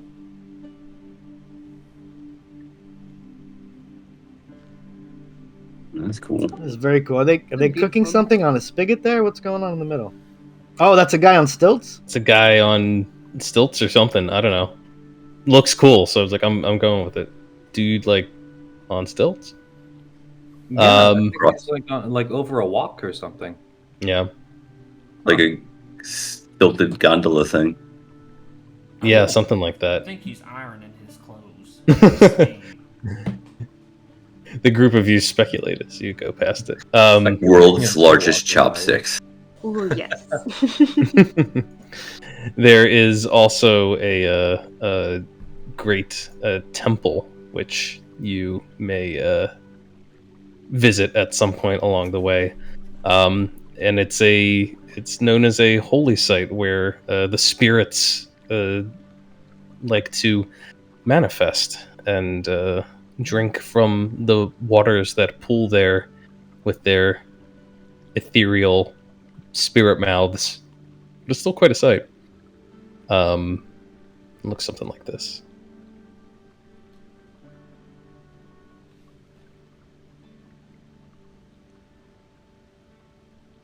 Oh boy, I gotta tell Dad about this. We gotta. Sage, look at that. The Grand Temple. Beautiful. And there's also apparently people who ride elks around here. I don't know. Is Heck that yeah. statue of Two-Tusk Gady? Right. I think it is. Perhaps an ancestor, then? I'm always shocked at the opulence associated with spiritual worship. This one is actually honoring several deities that are sort of part of a pantheon that's broadly worshipped throughout the River Kingdoms. But yeah, it is an incredibly opulent display there, and ancient indeed. But there is a little bit of business that I want to handle before we wrap up for tonight. So, We gotta talk to him. Daresh is available for visitations later should you find that you have other things you're looking for, whether they be spiritual or monetary in nature or something else. And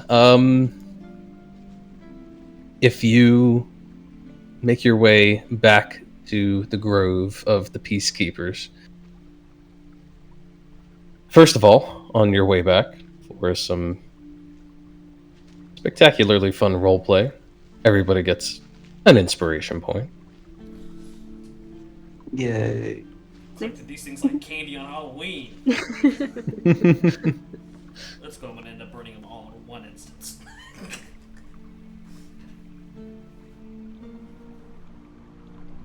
And as you return to the Grove of the Peacekeepers, Erendil will spot you coming and say, "Do you mind if I pull y'all aside for a few minutes here? I had a bit of a strange request come in." Well, that's what we wait for, Pappy. What's going on? Oh, I hear strange requests all the time.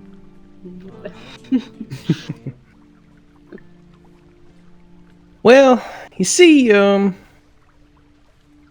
got a message from faraway land. Now, it's not so uncommon for us to receive requests for peacekeepers to be sent to help settle conflicts all throughout yon. But this one is something about it seemed a little bit funny. And well, considering everything you've been through recently with balancing delicate situations and such, I thought it might be worth bringing to your attention. How many of you are familiar with the realm of the Fey Queen? Just what Father The Morton saw. would gloss over in her teachings. Why do you ask about the realm of the Fey Queen? Well, see, I got a message sent, a request, really. Dignitary from the realm requesting the presence of peacekeepers to see if it could assist with what they described as a violent rebellion that is brewing within the borders of the Fey Queen's lands. Well, that sounds awful. I mean, you know me. I'm always down to go help some people in need. A violent rebellion in the realm of the Fey Queen. What else Oh, do we know about? well, Their own people? Or something different?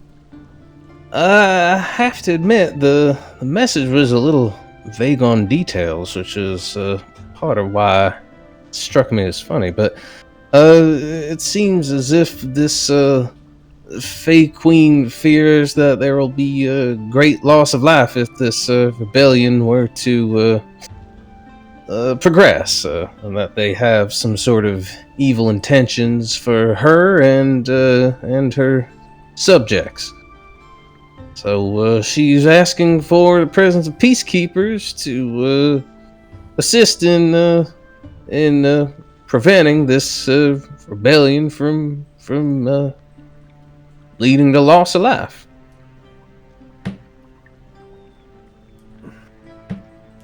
Where is this realm? Far Oh, to the north and to the west. yes, Ryland, it is far to the west, as your friend Katarine here says. In fact, it would be a great way for you to extend the Ranger pilgrimage a little bit. You know, get you, out of Lunapor and see a bit more of the world. I'd love to make it out of the River Kingdoms. It is my home. Oh, well, that's perfect then. Fey Queen. Seems like you'd be ideally suited to you already know the land, the people, all that stuff. You would think. Are there demons? Of a kind. Well, you know what? I was torn between two different things, and I see them meeting. I've been wanting to meet this Fey Queen, but the idea of initiating a great awakening Safin, is positively delicious. if I may But say, perhaps with her aid, we might be able to trigger this. the last person you want to meet is the Fey Queen. Is she me? Is she terrified? She is everywhere and nowhere. No one quite knows her. And we are all her puppets and pawns in her realm. There's a reason why I left. I don't make a very good puppet. I'm sure you don't, Zaychik. If you all wish to go, Naz here is going that way, and if there is a rebellion, my family is still up there as well. I should make sure that they're okay. How I need our help. how would we get there, Erendil? What's the quickest way? Well, let's see.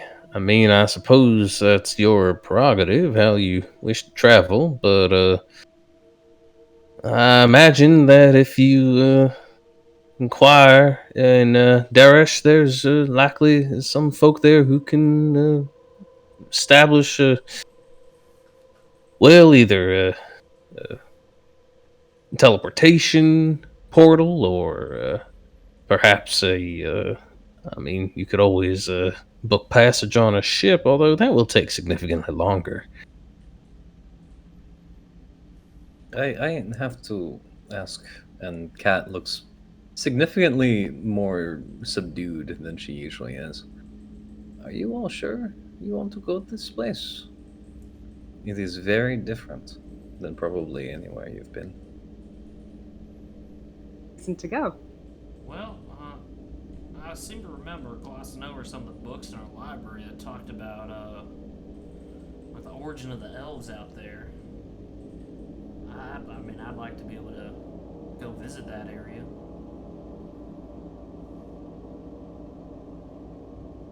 I'm very curious, as I said. If you subdue me a demon, I'll tell you how I got my name. Ooh. As tempting as that is, we will undoubtedly face many grave things.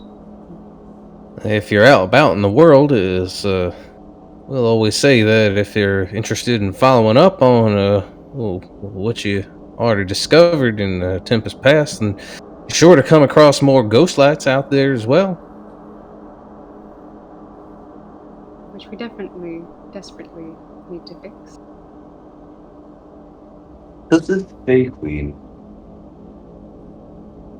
act as just a queen? Or is she No. something more, like patron? She is much, much more. She doesn't only rule over the people. She rules over the lands itself. She rules over people's minds, and we try desperately to appease her. So, My family was raised by being one of her most entertaining people. but if she's able to affect the minds, think about what Jidaji said and wanting to not hear the voices. She doesn't affect them like that. She affects them by ruling by fear. Oh, before we go, we gotta get some more books of Eldath so we can pass out if we need to. Oh, you're looking for more pamphlets? Yes. Yes, Ryland. Maybe calm down with Eldath when we're in the realm of She's requesting our help, so we don't know who sent that request, and the last thing I expect from the Fey Queen is bending to little people. Curious Oh, pretty tall. what kind of things your family might have done because of her.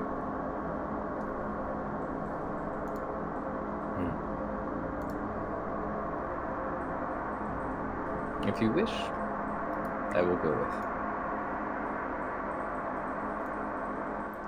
I think the pamphlets.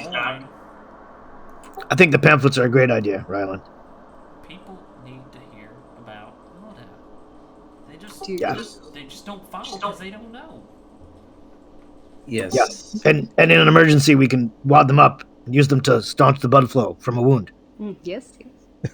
You know, I mean, that's not their intended use, but You may if find they it. save a life, Eldath would be pretty happy with that use. You may find that may be the use that you have to use it for.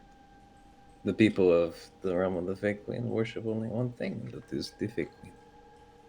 Okay, but the Fey Queen can, give an endorsement for like a good second. Tell you what, you meet the Fey Queen and you convince her. I'm sure she'll let you do whatever you want. Oh, as soon as we settle this revolution going on, we are going to talk to the Fey Queen now. Don't say that word. Revolution? Or Fey Settle. Queen? Don't say that word. Revolution? No, that won't happen. Oh, sorry, rebellion. That's the word that was used. We're gonna solve this problem of the rebellion that's trying to start a revolution, and then we are gonna go get an endorsement of the Fey Queen by Eldath, not by.